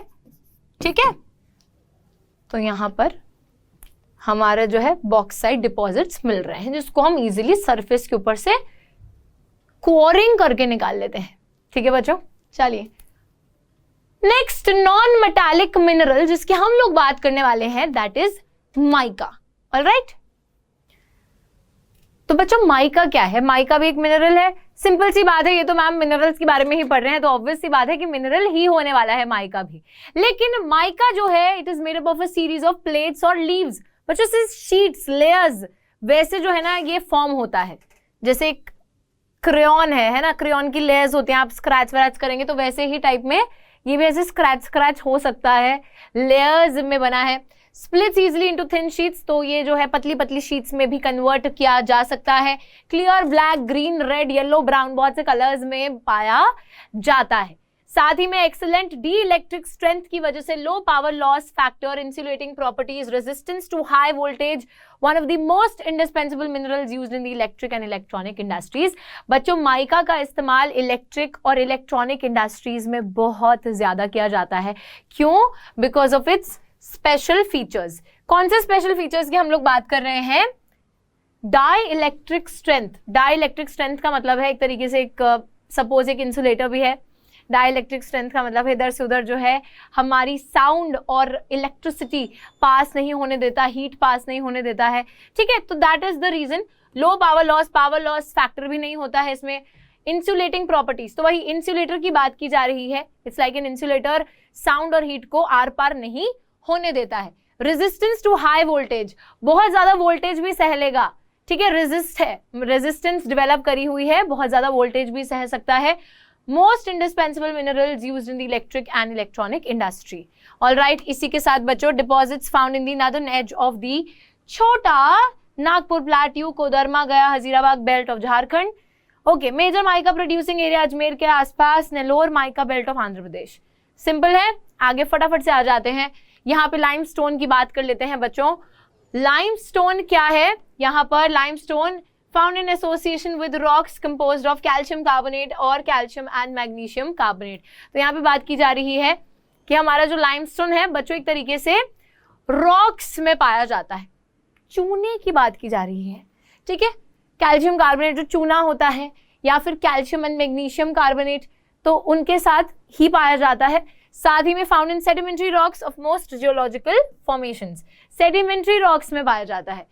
Basic raw material for the cement industry and essential for smelting iron ore in the blast furnace. Blast furnace, पटाखा बजेगा अभी, दिवाली, हैप्पी दिवाली। लेकिन बच्चों ये वो वाली ब्लास्ट फर्नेस की बात नहीं हो रही है, यहाँ पे बात की जा रही है आयरन ओर को आप जिस ब्लास्ट फर्नेस में मेल्ट करते हो आयरन बनाने के लिए, उस ब्लास्ट फर्नेस की बात की जा रही है।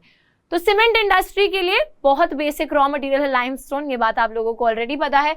साथ ही में बच्चों स्मेल्टिंग, आयरन ओर को पिघलाने के लिए ब्लास्ट फर्नेस पे आप किस चीज का इस्तेमाल करते हैं? लाइमस्टोन का। ठीक है, नाउ यहां पे बच्चों अब हम लोग बात करने वाले हैं हैजार्ड्स ऑफ माइनिंग के बारे में। हैजार्ड्स का क्या मतलब होता है? ये वो वाले हैजार्ड नहीं है फुटबॉल प्लेयर।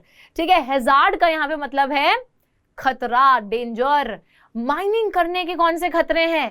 चलिए तो इस चीज को देखते हैं। माइनिंग करने का बच्चों बहुत बड़ा जो इफेक्ट है वो माइनर्स के ऊपर पड़ता है। माइनर्स मतलब जो लोग माइनिंग करते हैं, ठीक है बच्चों, तो उन लोगों के ऊपर बहुत बुरा इंपैक्ट पड़ता है। साथ ही में जो हमारी प्रकृति है, एनवायरमेंट है, उस पर भी बहुत बड़ा खतरा है माइनिंग का। देखिए कैसे, Dust and noxious fumes inhaled by miners makes them vulnerable to pulmonary diseases. Pulmonary diseases यानी कि बच्चों वो बीमारियां जो आपके लंग्स और हार्ट को हो जाती हैं। आप टॉक्सिक फ्यूम्स को इनहेल करेंगे, सांस लेंगे टॉक्सिक चीजों की, तो क्या होगा, आपके लंग्स पर बुरा प्रभाव पड़ेगा, आपके दिल पर बुरा प्रभाव पड़ेगा। तो अस्थमा जैसी बीमारियां, हार्ट डिसीजेस, ये सारी बीमारियां हो सकती हैं माइनर्स को if they are expose to such toxic gases, noxious fumes, risk of collapsing mine roof. ये सारा का सारा डेंजर किसके ऊपर है, हमारे माइनर्स के ऊपर। तो बच्चों अगर ऐसा क्वेश्चन आता है या फिर hazards of mining over the miners, या what kind of danger do the miners face, या impact of mining on the miners, तो you have to write this कि फ्यूम्स इनहेल करना, दूसरी चीज है कोलैप्सिंग माइन रूफ का खतरा, inundation and fires in coal mines constant threat to miners. बच्चों यहाँ पे सिंपल सी चीज है, जैसे इनंडेशन करना है, बाढ़ आ गई, कोल माइन में आग लग गई, या फिर कोलैप्सिंग माइन रूफ। मैंने आप लोगों को बताया था कि एक तरीका जिससे माइनिंग लोग करते हैं वो है रैट होल माइनिंग। तो बंदों को नीचे उतारा जाता है, राइट, बंदों को नीचे उतारते हैं और इस जगह पर जैसे अर्थ की सरफेस के नीचे ये लोग माइनिंग कर रहे हैं। पर बच्चों कभी कभी ये भी तो हो सकता है कि ये जो ऊपर की लेयर है ये नीचे गिर जाए, फॉल हो जाए इसका, तो कोलैप्सिंग माइन रूफ की बात की जा रही है, ठीक है। कांस्टेंट थ्रेट है टू दी माइनर्स, माइनर्स के ऊपर ये कांस्टेंट खतरा बना रहता है। Dumping of waste and slurry leads to degradation of land soil, increases in stream and river pollution. अब बच्चों यहां पर माइनर्स नहीं, यहां पे बात की जा रही है एनवायरमेंट के ऊपर डेंजर की। एनवायरमेंट यानी कि प्रकृति पे क्या खतरा मंडरा रहा है, प्रकृति पे ये खतरा मंडरा रहा है कि आप जब जो आपका गंदा सामान है, जो वेस्ट है, जो स्लरी है, जो सेमी लिक्विड फॉर्म में वेस्ट है, उसको आप जब डंप कर देते हो पानी में या फिर सॉइल में, तो उससे लैंड डिग्रेड होता है, सॉइल डिग्रेड हो रहा है, आपका रिवर पोल्यूशन बढ़ेगा, स्ट्रीम पोल्यूशन बढ़ेगा, तो ये सारी चीजें हो रही हैं। अब बच्चों ऑब्वियस सी बात है, जब हैजार्ड्स की बात कर रहे हैं तो कंजर्व करने की बात तो करनी ही चाहिए। कंजर्वेशन ऑफ मिनरल्स की बात करेंगे, यानी कि हमको कैसे मिनरल्स को बचाना है, कंजर्व करके रखना है। जल्दी से देख लेते हैं। Strong dependence of industry agriculture upon mineral deposits and the substances manufactured from them. बच्चों यहाँ पर ना एक बहुत सिंपल सी बात है कि हमें लगता है कि हमारी नीड्स के लिए मिनरल्स अवेलेबल है, बट एक्चुअली हमारे अर्थ का सिर्फ और सिर्फ 1% ही मिनरल्स हैं, तो हमें बहुत सावधानी से इनको यूज करना है, ठीक है। तो यहाँ पे देखिए स्ट्रॉन्ग डिपेंडेंस, हमारी जो इंडस्ट्री है और जो एग्रीकल्चर है बहुत ज्यादा निर्भर है मिनरल डिपॉजिट्स पर, तो ये बात हमको पता है। Total volume workable material deposits, mineral deposits is an insignificant fraction. तो बच्चों अर्थ की क्रस्ट का सिर्फ 1% हिस्सा जो है वो मिनरल्स है। तो ऑब्वियस सी बात है अगर हमने सब कुछ इस्तेमाल कर लिया, कुछ भी नहीं छोड़ा, क्या होगा, फिर खत्म हो जाएंगे मिनरल्स। रिप्लेनिशमेंट का जो रेट है वो कम है in comparison to the rate of consumption. बच्चों यहां पे सिंपल सी बात की जा रही है, रिप्लेनिशमेंट यानी कि उस मिनरल के फॉर्म होने का जो रेट है, फिर से आने का जो रेट है, it is quite low in comparison to the consumption. यानी कि बच्चों सिंपल सी चीज समझना, ठीक है, कंजम्पशन हाई है, रिप्लेनिशमेंट लो है। सपोज आपने ना टैप ऑन करा और आप पानी भर रहे हैं एक बाल्टी में, लेकिन वो टैप की स्पीड बहुत स्लो है, टैप बहुत धीरे धीरे पानी भर रहा है, लेकिन आपने एक ही बारे में बाल्टी ली और उड़ेल दी, फिर से आपको बकेट रखनी पड़ेगी, फिर से भरना पड़ेगा, बट वो बहुत धीरे धीरे स्लोली भर रहा है। बट आप जिस हिसाब से उसको कंज्यूम कर रहे हो, जिस हिसाब से उसको यूज कर रहे हो, इट इज क्वाइट फास्ट, जिसकी वजह से बच्चों वो रिप्लेनिश भी नहीं हो पा रहा है और आपने सब उसको खत्म कर दिया है। दैट इज द रीजन कि हमको मिनरल्स को कंजर्व करने की बहुत ही ज्यादा जरूरत है, ठीक है। तो यहाँ पे देखिए mineral resources are finite and non renewable. Non renewable है, एक बारी खत्म तो खत्म, खल्लास, फिर कुछ नहीं हो सकता है। फाइनाइट है, कम मौजूद है, ज्यादा भी नहीं है।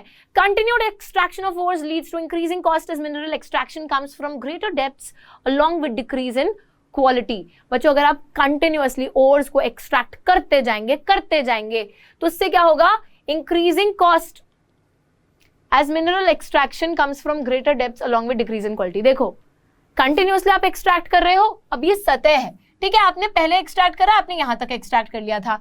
अभी जो मिनरल मौजूद है वो और डेप्थ में और गहराई में मौजूद है, और ज्यादा गहराई में अगर आपको एक्सट्रैक्शन परफॉर्म करनी है तो उससे बहुत पैसे लगेंगे, आपका बहुत ज्यादा खर्चा हो जाएगा, और डेप्थ में जाकर एक्सट्रैक्ट करने के लिए मिनरल्स को। और बच्चों इतनी कॉस्ट आप लगा दोगे बट आपको वो इकोनॉमिकली फीजिबल नहीं पड़ेगा। अगर इकोनॉमिकली फीजिबल ही नहीं पड़ेगा देन व्हाट्स द यूज। यहाँ पे वही बात की जा रही है, क्वालिटी खराब हो रही है एक तो नीचे नीचे, और जो मिनरल मिल रहा है प्लस पैसा ज्यादा लग रहा है, तो इट्स ऑफ नो यूज। ठीक है, स्टेप्स क्या है, अब कैसे कंजर्व करेंगे मैम? ठीक है, आपने बता तो दिया।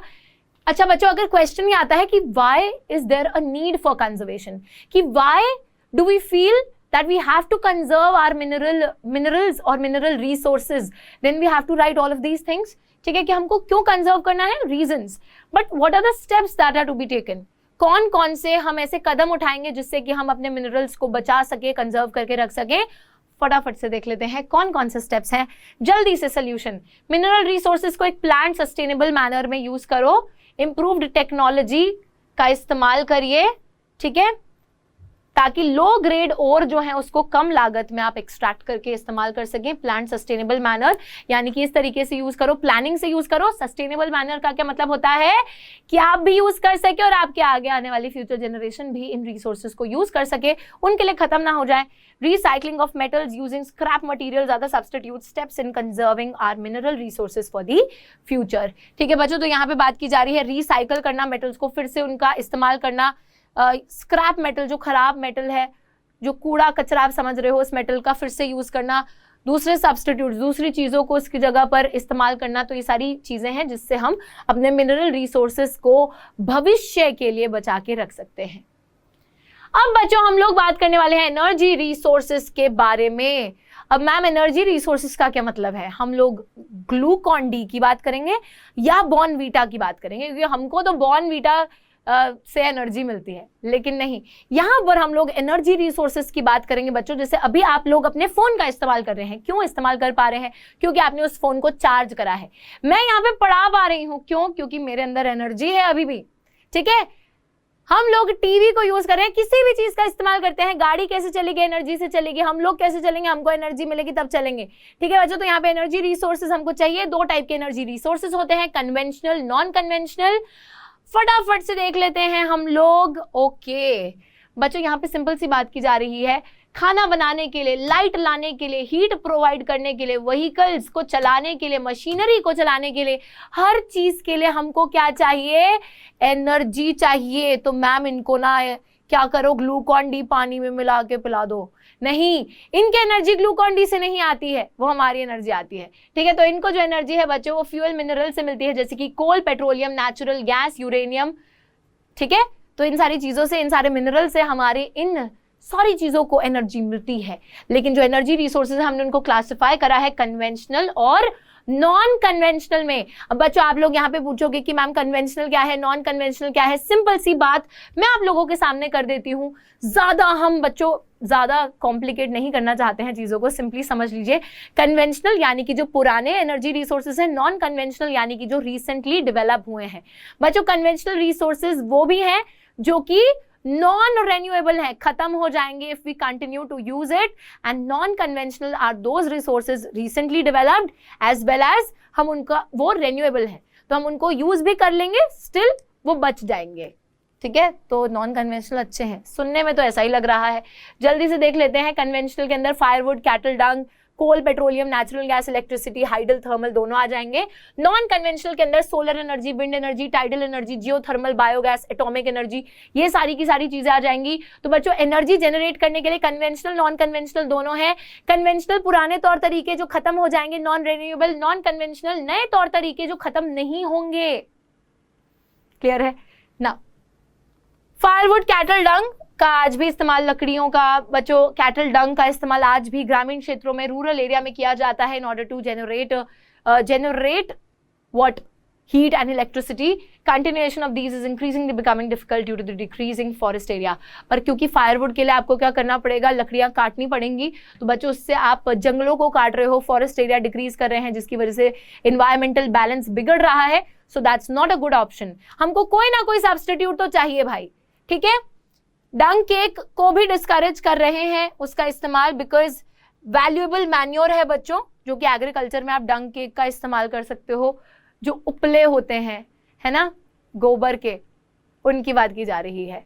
तो अभी बच्चों गोबर के उपले जो हैं ये मैन्योर की तरह यूज किए जाते हैं, बट तो लोग लेकिन ग्रामीण क्षेत्रों में इनसे जो है एनर्जी जनरेट कर रहे हैं, तो हमको ये भी रोकना पड़ेगा क्योंकि it's a very important manure. Alright, चलो जल्दी से आगे आ जाते हैं।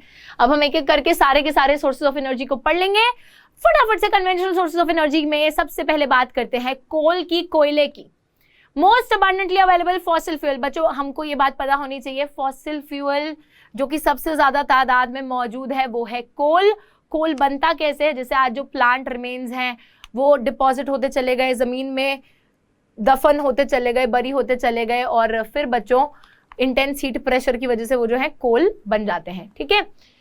पावर जनरेशन के लिए, तो इलेक्ट्रिसिटी के लिए, एनर्जी इंडस्ट्री को पहुंचाने के लिए, डोमेस्टिक नीड्स बच्चों, लोग जो है घर में भी अपने नीड्स को पूरा करने के लिए, जैसे भी ग्रामीण क्षेत्रों के अंदर कोयला वगैरह जलाकर लोग अपनी डोमेस्टिक नीड्स को भी पूरा करते हैं।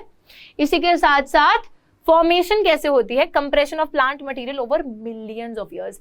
बच्चों ये नॉन रिन्यूएबल क्यों है, क्योंकि देखिए इसको फॉर्म होने में मिलियंस ऑफ ईयर्स लगे हैं। अगर अभी एट प्रेजेंट जितना भी कोयला मौजूद है, अगर हम उसको पूरे तरीके से यूटिलाइज कर देते हैं, खत्म कर देते हैं, फिर बच्चों उसको मिलियंस ऑफ ईयर्स लगेंगे फॉर्म होने में। होगा फॉर्म, लेकिन तब तक क्या कोई भी जिंदा रहेगा, नहीं रहेगा। तो it is non renewable. Alright, found in a variety of forms depending on the degrees of compression and the death and the time of burial। तो बच्चों जो कोयला है ना वो अलग अलग टाइप का होता है। अभी मैं आपको अलग अलग टाइप बताऊंगी कोयले के, लेकिन इट डिपेंड्स, किस चीज पर निर्भर करता है कि कितने टाइम तक कंप्रेशन उसको झेलना पड़ा है, कितना कंप्रेस्ड है, कितनी गहराई में पाया जाता है, कब जो है बरी हुआ था, ठीक है, कब दफन हुआ था वो जमीन में। तो इन सब चीजों पर निर्भर करता है कि कोल जो है किस तरीके का पाया जाएगा। सबसे पहली चीज यहाँ पे देख लेते हैं हम लोग कोल के बारे में, पीट, ठीक है बच्चों। नाउ यहाँ पीट है, डिकेइंग प्लांट्स इन स्वॉर्म्स, दलदल वाले इलाकों में जो प्लांट्स डिके कर जाते हैं, मिल जाते हैं मिट्टी के साथ, ठीक है बच्चों, वो जो है पीट को प्रोड्यूस करते हैं। पीट की खासियत नहीं है, बुरी बात है। क्या बुरी बात है? बुरी बात यह है कि बच्चों पीट के अंदर कार्बन कंटेंट काफी कम रहता है, मॉइस्चर कंटेंट, गीला जो है ये ज्यादा होता है, जिस वजह से ऑब्वियसली बात है कोई चीज गीली होगी तो क्या आप उसे जला पाओगे? नहीं।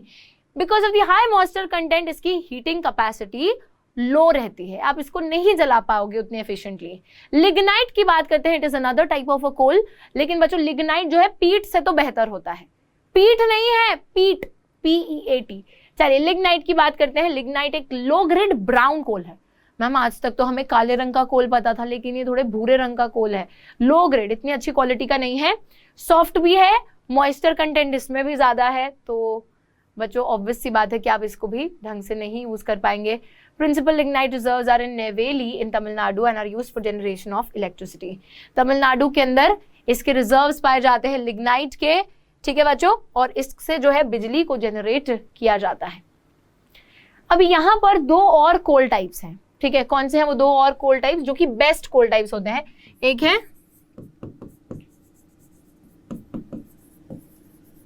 बिट्यूमिनस और दूसरा है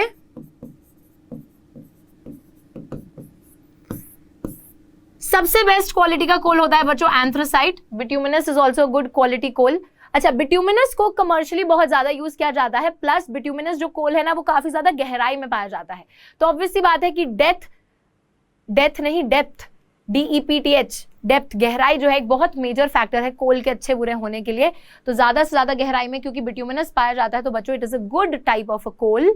और प्लस एक और चीज है कि बिट्यूमिनस को कमर्शियल यूजेस के लिए काफी ज्यादा इस्तेमाल किया जाता है, वहां पे पाया जाता है जहां पर टेम्परेचर थोड़ा ज्यादा होता है, ठीक है। अब एंथ्रासाइट की बात करें तो इट इज दी हार्डेस्ट कोल, सबसे ज्यादा मजबूत कोल होता है, हीटिंग कैपेसिटी इसकी लाजवाब होती है, बहुत आराम से इसमें आग लग जाती है, तो it is the best type of coal that is present which is anthracite. सबसे घटिया क्वालिटी पीट, पीट से बेहतर लिग्नाइट, लिग्नाइट से बेहतर बिट्यूमिनस, बिट्यूमिनस से भी बेहतर एंथ्रासाइट।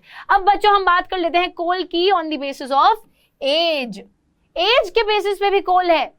अभी आप लोग क्या है, यंग है, मैम आपसे थोड़ी सी बूढ़ी है, मैम से भी बड़े बड़े लोग हैं, है ना, लेकिन यहाँ पर कोल की एज की बात हो रही है, हमारी एज की नहीं। ठीक है बच्चों, गोंडवाना कोल और टर्शरी कोल सिंपल है, इसको on the basis of age याद रखना है। गोंडवाना और टर्शरी, गोंडवाना कोल जो है 200 मिलियन ईयर्स पुराना कोल है।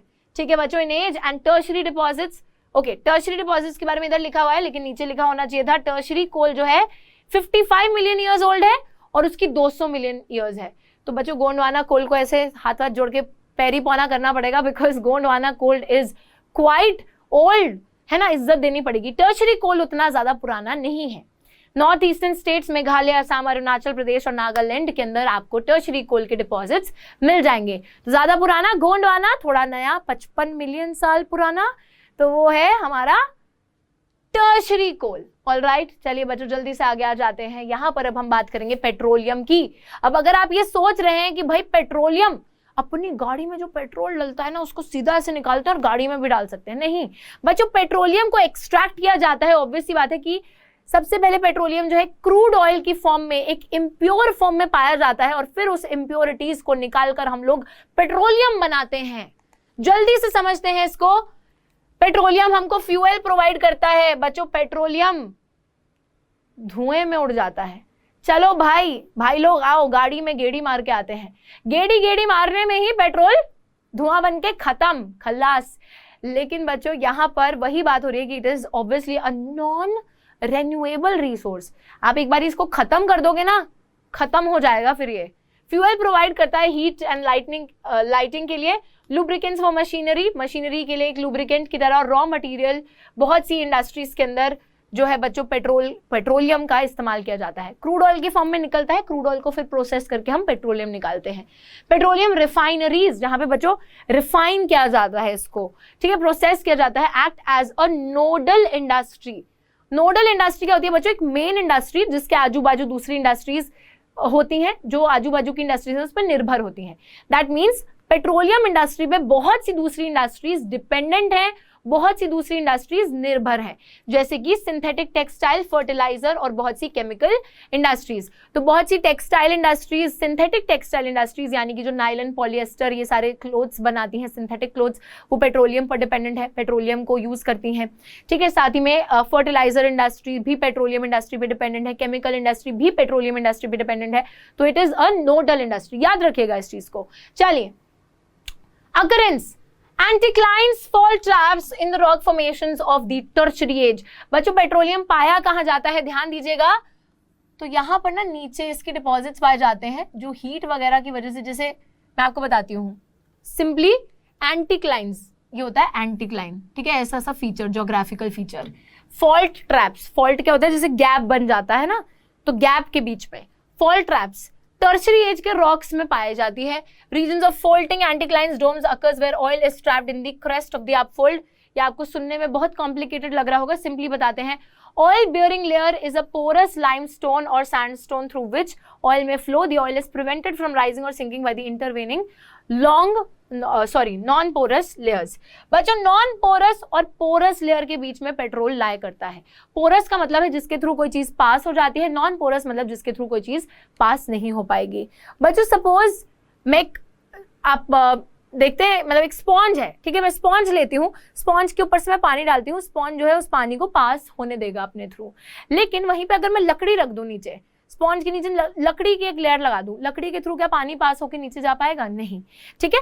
तो द लकड़ी is a non porous layer, कि उसके थ्रू आप कुछ भी पास नहीं होने दे सकते हो, लेकिन the sponge is a porous layer, इसके थ्रू पास हो सकती हैं चीजें। तो यहाँ पर पोरस और नॉन पोरस के बीच में ना हमारा ऑयल के फॉर्म में पेट्रोलियम जो है वो लाया करता है। Found in fault traps between porous non porous rocks, gaps में पाया जाता है। Gas being lighter usually occurs above the soil. अभी गैस की भी बात करेंगे। तो बच्चों एक तरीके से ये नॉन पोरस लेयर है, ये पोरस लेयर है, इसके बीच में इधर ऑयल की फॉर्म में जो है हमारा ये मौजूद है पेट्रोलियम, मतलब क्रूड ऑयल जो है, ठीक है। अभी ऊपर इसके ना गैस होती है, कौन सी गैस की बात की जा रही है? गैस कैसे होती है वो भी समझ लो। नीचे से, अर्थ के नीचे से यहां से हीट आ रही है बच्चों, हीट की वजह से ये जो ऑयल है it is being converted.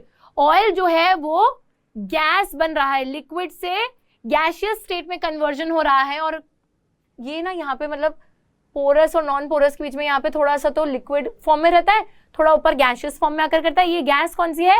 This gas is natural gas. All right, देखिए ध्यान से, natural gas clean energy resource है जो कि कभी कभी पेट्रोलियम के साथ पाया जाता है, कभी कभी पेट्रोलियम के बिना भी पाया जाता है। तो बच्चों अभी जैसे मैंने आपको बताया, ठीक है, ऑयल की लेयर अकर कर रही है, नीचे से गर्माइश आ रही है और ये ऑयल जो है कन्वर्ट कर रहा है अपने आप को गैसियस फॉर्म में। तो वो जो गैस है, कभी कभी ऑयल पूरा का पूरा कन्वर्ट हो जाता है गैस में, तो कभी कभी नेचुरल गैस अकेली निकल आएगी कि आओ भाई सरप्राइज, तुम तो पेट्रोलियम की खोज में आए थे, क्रूड ऑयल की खोज में आए थे, लेकिन तुमको मिल गई नेचुरल गैस। कभी कभी पेट्रोलियम के बिना भी पाई जाती है, ठीक है। यूजेस क्या है? सोर्स ऑफ एनर्जी है, एनर्जी जनरेट करने के लिए इस्तेमाल की जाती है। इंडस्ट्रियल रॉ मटेरियल है, पेट्रोकेमिकल इंडस्ट्री में। Low carbon dioxide emission, clean है ना बच्चों, तो कार्बन डाइऑक्साइड इतना ज्यादा जनरेट नहीं करती है। It is like a clean energy resource, तो हम इसका इस्तेमाल भी करते हैं, right. Krishna Godavari basin, Mumbai high, gulf of Cambay, Andaman Nicobar islands, ये वो जगहें हैं जहां से नेचुरल गैस एक्सट्रैक्ट की जाती है। 1700 kilometre long Hazira Vijaipur Jagdishpur cross country gas pipeline links Mumbai High and Bassein with the fertiliser power and industrial complex in western north western India. बच्चों ये जो HVJ पाइपलाइन है, ये लिंक करती है, ये गैस पाइपलाइन है जो मुंबई हाई को और बसेन को लिंक करती है फर्टिलाइजर पावर इंडस्ट्रियल कॉम्प्लेक्सेस के साथ।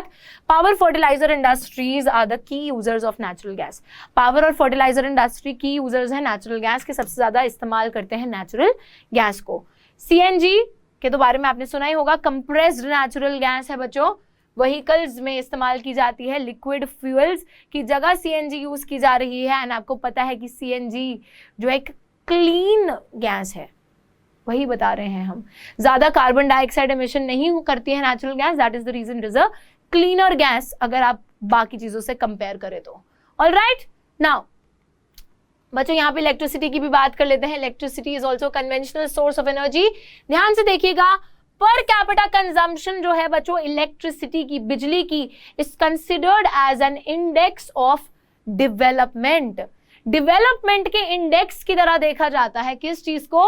पर कैपिटा कंजम्पशन को इलेक्ट्रिसिटी के। What does that mean? बच्चों आप अगर बात कर रहे हैं कि किसी एक देश में गांव वगैरह है, ठीक है, वहां पर बिजली नहीं पहुंचती है, तो obviously it is not at all developed, developed है ही नहीं। जहां पर बिजली पहुंच रही है वो जगह डेवलप्ड है, जहां बिजली नहीं पहुंच रही वो जगह डेवलप्ड नहीं है। तो पर कैपिटा कंजम्पशन मतलब पर पर्सन जो कंजम्पशन है इलेक्ट्रिसिटी का, वो किसी भी देश के लिए एक डेवलपमेंट इंडेक्स की तरह देखा जाता है। ऑलराइट, हाइड्रो इलेक्ट्रिसिटी और थर्मल इलेक्ट्रिसिटी, दो टाइप की इलेक्ट्रिसिटीज हैं। हाइड्रो इलेक्ट्रिसिटी से हमको समझ में आ रहा है कि भाई पानी से रिलेटेड बात की जा रही है, तो बच्चों सिंपल सी बात है, रेन्यूएबल रिसोर्स है हाइड्रो इलेक्ट्रिसिटी, बिकॉज बहुत से प्रोजेक्ट्स, डैम्स वगैरह हम लोग बना रहे हैं। क्यों बना रहे हैं डैम्स? ताकि बच्चों हम एक बोल सकते हैं कि एक रेन्यूएबल तरीके से इलेक्ट्रिसिटी को जनरेट कर सके। इन डैम्स में पानी आता है, एकदम से फास्ट फ्लोइंग वाटर आता है, उसको ट्रैप कर लिया जाता है, फिर छोड़ा जाता है।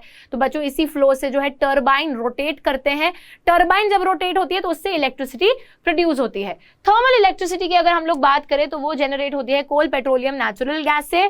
थर्मल पावर स्टेशन जो है वो नॉन रेन्यूएबल फॉसिल फ्यूल्स को इस्तेमाल करते हैं। अब यहाँ पे बच्चों ये देखिए, दो चीजें इलेक्ट्रिसिटी जनरेट करने की। हाइड्रो इलेक्ट्रिसिटी एक क्लीनर तरीका है, एक बेहतर तरीका है, लेकिन थर्मल इलेक्ट्रिसिटी एक बेहतर तरीका नहीं है। क्यों नहीं है?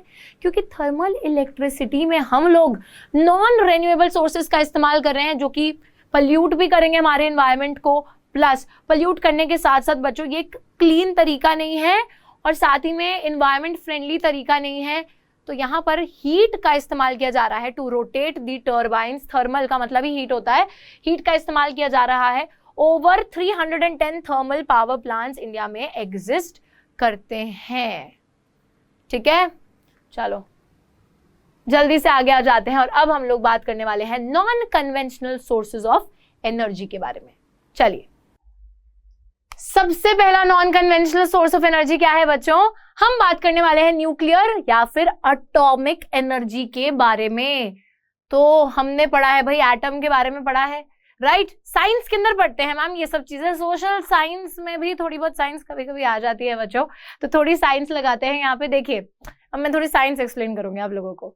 बच्चों न्यूक्लियर पावर प्लांट्स होते हैं और ये न्यूक्लियर पावर प्लांट्स जो हैं न्यूक्लियर फिशन का इस्तेमाल करके जो एटम्स होते हैं उससे करते हैं एनर्जी को प्रोड्यूस। ठीक है, तो यूरेनियम थोरियम जैसे जो हैं हमारे एटम्स, उनको जो है न्यूक्लियर फिशन के थ्रू उनसे प्रोड्यूस की जाती है एनर्जी न्यूक्लियर पावर प्लांट्स में, and it is a very environment friendly option, तो ये गलत नहीं है। And plus this is also renewable form. जल्दी से देखिए बच्चों, obtained by altering the structure of atoms, तो एटम्स के स्ट्रक्चर में थोड़े बहुत चेंजेस लाके, बदलाव लाके हम एनर्जी रिलीज कर रहे हैं, फिर बच्चों एनर्जी आती है, हीट प्रोड्यूस होती है, उससे इलेक्ट्रिसिटी प्रोड्यूस होती है।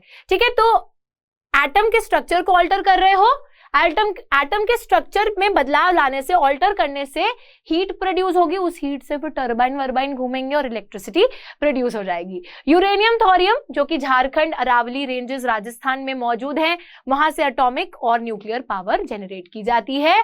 Monazite Sands of Kerala rich in thorium, बच्चों ये जो है ना याद कर लेना, मोनाजाइट सैंड्स, इस पे कभी कभी 1 मार्कर क्वेश्चन आ जाता है। प्लस यूरेनियम थोरियम कहाँ पे मौजूद है, झारखंड अरावली रेंजेस राजस्थान की, इनको भी याद रख लीजिएगा। चलिए उसके बाद नेक्स्ट आता है non conventional source of energy, solar energy. अब ये तो मैं बिल्कुल 100% श्योर हूं कि सोलर एनर्जी के बारे में आप सबने सुना होगा, पढ़ा भी हुआ हो सकता है। बच्चों सोलर एनर्जी में कैसे एनर्जी जनरेट हो रही है, हमारे सूर्य देवता की मदद लेकर हम लोग एनर्जी को जनरेट करते हैं। A very eco friendly option for us. तो क्या होता है इसमें, फोटोवोल्टाइक टेक्नोलॉजी। अब ये फोटोवोल्टाइक टेक्नोलॉजी क्या है, तो बच्चों जो सोलर प्लेट्स लगती हैं, इन सोलर प्लेट्स के ऊपर सूरज की रोशनी पड़ती है और ये प्लेट्स जो हैं हमारे सनलाइट को कन्वर्ट कर देती हैं एनर्जी में, सनलाइट के थ्रू एनर्जी प्रोड्यूस करती हैं। तो डायरेक्टली जो है सनलाइट से ये फोटोवोल्टाइक टेक्नोलॉजी जो कि इन प्लेट्स में मौजूद होती है वो इलेक्ट्रिसिटी बना देती है। वाओ, जादू, जादू नहीं है, थोड़ा तकनीकी मामला है। Fast becoming popular in rural and remote areas, तो बच्चों जो दूर दराज के इलाके हैं, जो ग्रामीण क्षेत्र है, वहां पे सोलर एनर्जी काफी ज्यादा मशहूर होती जा रही है। बड़े बड़े सोलर पावर प्लांट्स को हम सेटअप कर रहे हैं इंडिया के अंदर। क्यों कर रहे हैं सेटअप, क्योंकि बच्चों लोग जो है ना आज भी बहुत ज्यादा हम बोल सकते हैं कि कन्वेंशनल सोर्सेज पर निर्भर हैं, जैसे कि फायरवुड और काऊ डंग, है ना। अब उस पर जब तक निर्भर रहेंगे लोग, तो तब तक हम ग्रो कैसे कर पाएंगे, हम लोग अपनी एनर्जी को बचा कैसे पाएंगे। So we need to save that, और उसके लिए बहुत अच्छा ऑप्शन है solar energy. Big solar plants establish किए जा रहे हैं इंडिया के डिफरेंट पार्ट्स में, एंड इससे जो है जो रूरल हाउस होल्ड्स की निर्भरता है लकड़ी पर और हमारे जो डंग केक्स होते हैं वो कम हो जाएगी, और बच्चों जिसकी वजह से हम जंगलों को बचा लेंगे, काव डंग भी बच जाएगा यूज होने से, तो काव डंग को हम मेन्योर की तरह यूज कर देंगे, खाद वाद की तरह एग्रीकल्चर के अंदर। ठीक है, तो it is like a substitute for energy और power generation. Third non conventional source आता है विंड पावर। ये तो बहुत ही ज्यादा सिंपल है बच्चों। विंड पावर में क्या होता है, जैसे ये बड़ी बड़ी टर्बाइंस लगी होती हैं, हवा के बहाव से टर्बाइंस घूमती हैं, इलेक्ट्रिसिटी जनरेट होती है। जब आप विंड की मदद से एनर्जी को जनरेट कर रहे हो, that is wind energy. Largest wind farm cluster, तो एक फार्म के अंदर बहुत से जो बच्चों ये सारे ये वाले टर्बाइंस लगे होते हैं, तो विंड फार्म क्लस्टर बोला जा रहा है, बहुत सारे लगे होते हैं एक ही जगह पे। तमिलनाडु के अंदर लोकेटेड है, फ्रॉम नागरकोइल टू मदुराई, नागरकोइल से लेके मदुराई तक, तो लाइन में ये लगे होंगे। Apart from this Andhra Pradesh, Karnataka, Gujarat, Kerala, Maharashtra, Lakshadweep, और साथ ही में यहाँ पे इन सारी की सारी जगहों में विंड फार्म्स लोकेटेड हैं। Nagercoil, Jaisalmer well known for effective use of wind energy in the country. बच्चों इस चीज का ना, अच्छा ये बहुत ही इंपॉर्टेंट क्वेश्चन है, इसको मिस आउट मत कर दीजिएगा। नागरकोइल और जैसलमेर, ये दोनों ही जगहें जो है काफी ज्यादा मशहूर है इस मामले में कि इन्होंने विंड एनर्जी का इस्तेमाल किया है। और विंड एनर्जी में क्या कुछ भी इन्वायरमेंट पोल्यूट हो रहा है? नहीं हो रहा है। बहुत इफेक्टिव मीन्स है बच्चों, तो इसको यूज करिए विंड एनर्जी को जनरेट करने के लिए। आगे अगर हम लोग देखते हैं बायोगैस की बात करते हैं बच्चों, यहाँ पे देखिए जैसे जो हमारा बायोलॉजिकल मटीरियल है, श्रब्स है, फार्म वेस्ट है, एनिमल ह्यूमन वेस्ट है, इन सब का इस्तेमाल किया जाता है एनर्जी को जनरेट करने के लिए। तो आप waste, best out of waste कर रहे हो, वेस्ट में से कुछ बेस्ट प्रोड्यूस करने की कोशिश कर रहे हैं। तो बच्चों बायोगैस प्रोड्यूस करने के लिए इन सब ह्यूमन, एनिमल, प्लांट वेस्ट को यूज किया जाता है for domestic consumption in rural areas. आप सोचेंगे मैम इस वेस्ट को लोग खा लेते हैं, कंज्यूम कर लेते हैं घरों में अपने। कंजम्पशन का मतलब है in order to generate power, ठीक है। तो उस पावर को जनरेट करने के लिए बायोगैस का डोमेस्टिक नीड्स के लिए इस्तेमाल किया जाता है। बायोगैस प्लांट्स म्यूनिसिपल, कोऑपरेटिव और इंडिविजुअल लेवल्स पे सेटअप करे जाते हैं। तो बच्चों कुछ लोग नॉर्मली भी सेटअप कर लेंगे, कुछ अपना कोऑपरेटिव बनाकर, जैसे बहुत से लोग मिलकर कंट्रीब्यूट करके भी सेट कर सकते हैं, और म्यूनिसिपल लेवल पर भी सेटअप किया जाता है। प्लांट्स जो हैं बायोगैस प्लांट्स यूज कैटल डंग, जो कि बच्चों हमारी जो गोबर का इस्तेमाल करते हैं, कैटल डंग केक्स का इस्तेमाल करते हैं जनरेट करने के लिए पावर, उनको गोबर गैस प्लांट्स बोलते हैं। ग्रामीण क्षेत्रों के अंदर बेनिफिट्स फार्मर को क्या है, फॉर्म ऑफ एनर्जी मिल रही है, प्लस जो मेन्योर है बच्चों, जो खाद है उसकी एक बेहतर क्वालिटी भी मिल जाती है। चलिए आगे आते हैं, नेक्स्ट है टाइडल एनर्जी। फटाफट से टाइडल एनर्जी को भी कवर करेंगे। टाइड्स क्या होती हैं बच्चों, जो मून की मूवमेंट से वो जो रिदमिक मूवमेंट होती है ना पानी की ऊपर नीचे, तो दोज आर टाइड्स। देखिए ओशियानिक टाइड्स, ओशन की जो टाइड्स होती है ऊपर नीचे जो बहाव आता है ओशन के अंदर पानी का बच्चों, उन टाइड्स की मदद से भी इलेक्ट्रिसिटी को हम लोग जनरेट कर सकते हैं। देखिए सिंपल सा कॉन्सेप्ट है, मैं आपको भी समझाती हूँ यहाँ पर इस इमेज के थ्रू। देखिए बच्चों क्या होता है, ये प्यारा सा जिफ लेकर आई हूं, ध्यान से समझिएगा इस चीज को। देखो टाइड आती है, कभी कभी बड़े तेज से बहाव आता है, ठीक है, तो उस टाइड कमिंग इन से क्या होता है, बहाव के साथ आ रही है, तो हमारा ये बच्चों जो टरबाइन है वो घूमेगा, इलेक्ट्रिसिटी जनरेट होगी। फिर ना हम इस गेट को बंद कर लेंगे टाइड को स्टोर करके, बहुत ज्यादा बहाव से आई, उसको स्टोर कर लिया अंदर, बंद कर दिया गेट। अब एकदम से बहाव से जब उसको छोड़ेंगे, जब उसको रिलीज करेंगे, tide when the tide will go out, फिर से प्रेशर आएगा उस पानी की वजह से और फिर से टर्बाइन रोटेट होगा बच्चों, जिसकी वजह से इलेक्ट्रिसिटी जनरेट होगी। As simple as that, simple सी चीज है। बहाव आया, हाई राइज टाइड आई, उस टाइड को हमने कैप्चर जब करा तो बहाव के साथ टर्बाइन घुमा, इलेक्ट्रिसिटी जनरेट हो गई, फिर उसके गेट को बंद, इधर गेट को बंद कर लिया, अंदर स्टोर करके रख लिया, फिर से जब हम उसको रिलीज करेंगे बहाव के साथ वो निकलेगी, टर्बाइन रोटेट होगी and again it will generate electricity. काफी दिमाग का काम इन्होंने करा है यहाँ पे, राइट। चलिए यहाँ पे देखते हैं बच्चों, तो tidal electricity generation works, tide comes in and again when it goes out the turbines are driven by the power. Turbine जो है पावर के साथ घूम रहा है, बहाव के साथ घूम रहा है, ठीक है। फ्लड गेट डैम्स को बिल्ड करा जाता है, इनलेट जहां से पानी आ रहा है वहां पर हाई टाइड में पानी जो है अंदर आ जाता है, ट्रैप कर लेते हैं, गेट को बंद कर लेते हैं। फिर बच्चों tide falls outside the flood gate, water retained by flood gate flows back to the sea via pipe that carries it through a power generating turbine. वही सेम बात है, ज्यादा इसको समझने की जरूरत नहीं है, मैंने जो आपको सिंपल सी लैंग्वेज में बता दिया है that is the exact same thing that they are talking about. India के अंदर gulf of Khambhat, gulf of Kutch Gujarat के अंदर और वेस्टर्न कोस्ट में, and Gangetic delta in the Sundarban region, Ganga के डेल्टा की बात हो रही है Sundarban region of West Bengal के अंदर। बच्चों ये कुछ हमारी बहुत आइडियल लोकेशंस हैं जहां पर आप लोग टाइडल एनर्जी को जेनरेट कर सकते हो। Alright, next geothermal energy. Geothermal energy का सिंपल सा मतलब ये होता है बच्चों कि अर्थ है, कोर, मेंटल, क्रस्ट, बचपन में पढ़ा था मैम, पिज्जा की क्रस्ट नहीं, अर्थ की क्रस्ट भी होती है, ठीक है। तो कोर, मेंटल, क्रस्ट की बात की जा रही है बच्चों। जियोथर्मल एनर्जी का सिंपल सा मतलब है, थर्मल मतलब हीट, जियोथर्मल यानी कि ज्योग्राफी से हम रिलेट कर रहे हैं हीट को। तो अर्थ के अंदर से जो हीट प्रोड्यूस हो रही है जिसकी वजह से हम लोग एनर्जी डिराइव कर रहे हैं, तो that is geothermal energy. Now simply मैं आप लोगों को बताती हूँ, हीट और electricity produce by using the heat from the interior of the earth. Earth के अंदर से बच्चों, इंटीरियर ऑफ द अर्थ से जो हीट आ रही है उसका इस्तेमाल करके जब आप लोग एनर्जी प्रोड्यूस कर रहे हो, that is geothermal energy. Earth grows progressively hotter with increasing depth. जितनी ज्यादा बच्चों आप अर्थ की गहराई में जाते रहेंगे वो और ज्यादा गर्म होता रहेगा, और ज्यादा हॉट बन जाता है अर्थ, ठीक है। Ground water in such areas absorbs heat from the rocks. अच्छा क्या होता है, जो बच्चों इधर देखो, यहाँ पे बहुत गर्मी है, यहाँ पे भी बहुत गर्मी है, मैग्मा वगैरह होता है, तो इस जगह पे जो ग्राउंड वाटर होगा जो अर्थ की सतह के नीचे चला गया है बच्चों, वो जो ग्राउंड वाटर है, अब उस ग्राउंड वाटर को ना नीचे से हीट मिल रही है, हीट की वजह से वो ग्राउंड वाटर और ज्यादा गर्म हो रहा है, ठीक है। तो ग्राउंड वाटर जो है वो ऐसी जगहों से हीट को एब्जॉर्ब कर लेगा। पानी है ना, पानी बच्चों जब आप पानी कभी ऐसे करना, किसी ब्लोअर के आगे रख दो, ठीक है, या पानी एसी के आगे रख दो, तो पानी क्या होता है, एसी के आगे रखोगे पानी ठंडा हो जाएगा, ब्लोअर के आगे रखेंगे पानी गर्म हो जाएगा, राइट। पानी तो एब्जॉर्ब कर लेता है ठंडक को भी, गर्मी को भी, यहाँ वही बात हो रही है। तो ग्राउंड वाटर जो है हीट एब्जॉर्ब कर लेता है फ्रॉम दी रॉक्स, तो नीचे जो पत्थर वगैरह होते हैं जो गर्म होते हैं उनसे हीट एब्जॉर्ब कर लेता है, गर्म हो जाता है ग्राउंड वाटर, और इतना ज्यादा गर्म हो जाता है कि जब वो अर्थ की सतह तक, सरफेस तक ऊपर आता है, क्योंकि बच्चों गर्म हो गया है, अब उसमें जो है भाप बननी शुरू होगी। इतना ज्यादा गर्म हो गया है कि जब वो सतह तक आएगा तो वो स्टीम में कन्वर्ट हो जाता है एंड इस स्टीम से टर्बाइन मूव करेंगी, इलेक्ट्रिसिटी जनरेट हो जाएगी। ठीक है, तो स्टीम आ गई है, पानी स्टीम में कन्वर्ट हो गया है ना, बॉईल करते हो पानी, पानी स्टीम में कन्वर्ट हो जाता है गर्म होने के बाद। 2 experimental project setup in India to harness geothermal energy. Geothermal energy का इस्तेमाल करने के लिए 2 प्रोजेक्ट्स को सेटअप किया गया है। बच्चों याद रखिएगा इस चीज को, पूगा वैली लद्दाख और पार्वती वैली जो कि मणिकरण के पास है हिमाचल प्रदेश के अंदर, यहाँ पे जियोथर्मल प्रोजेक्ट्स हमने खोले हैं। ठीक है, सिंपल सी चीज है।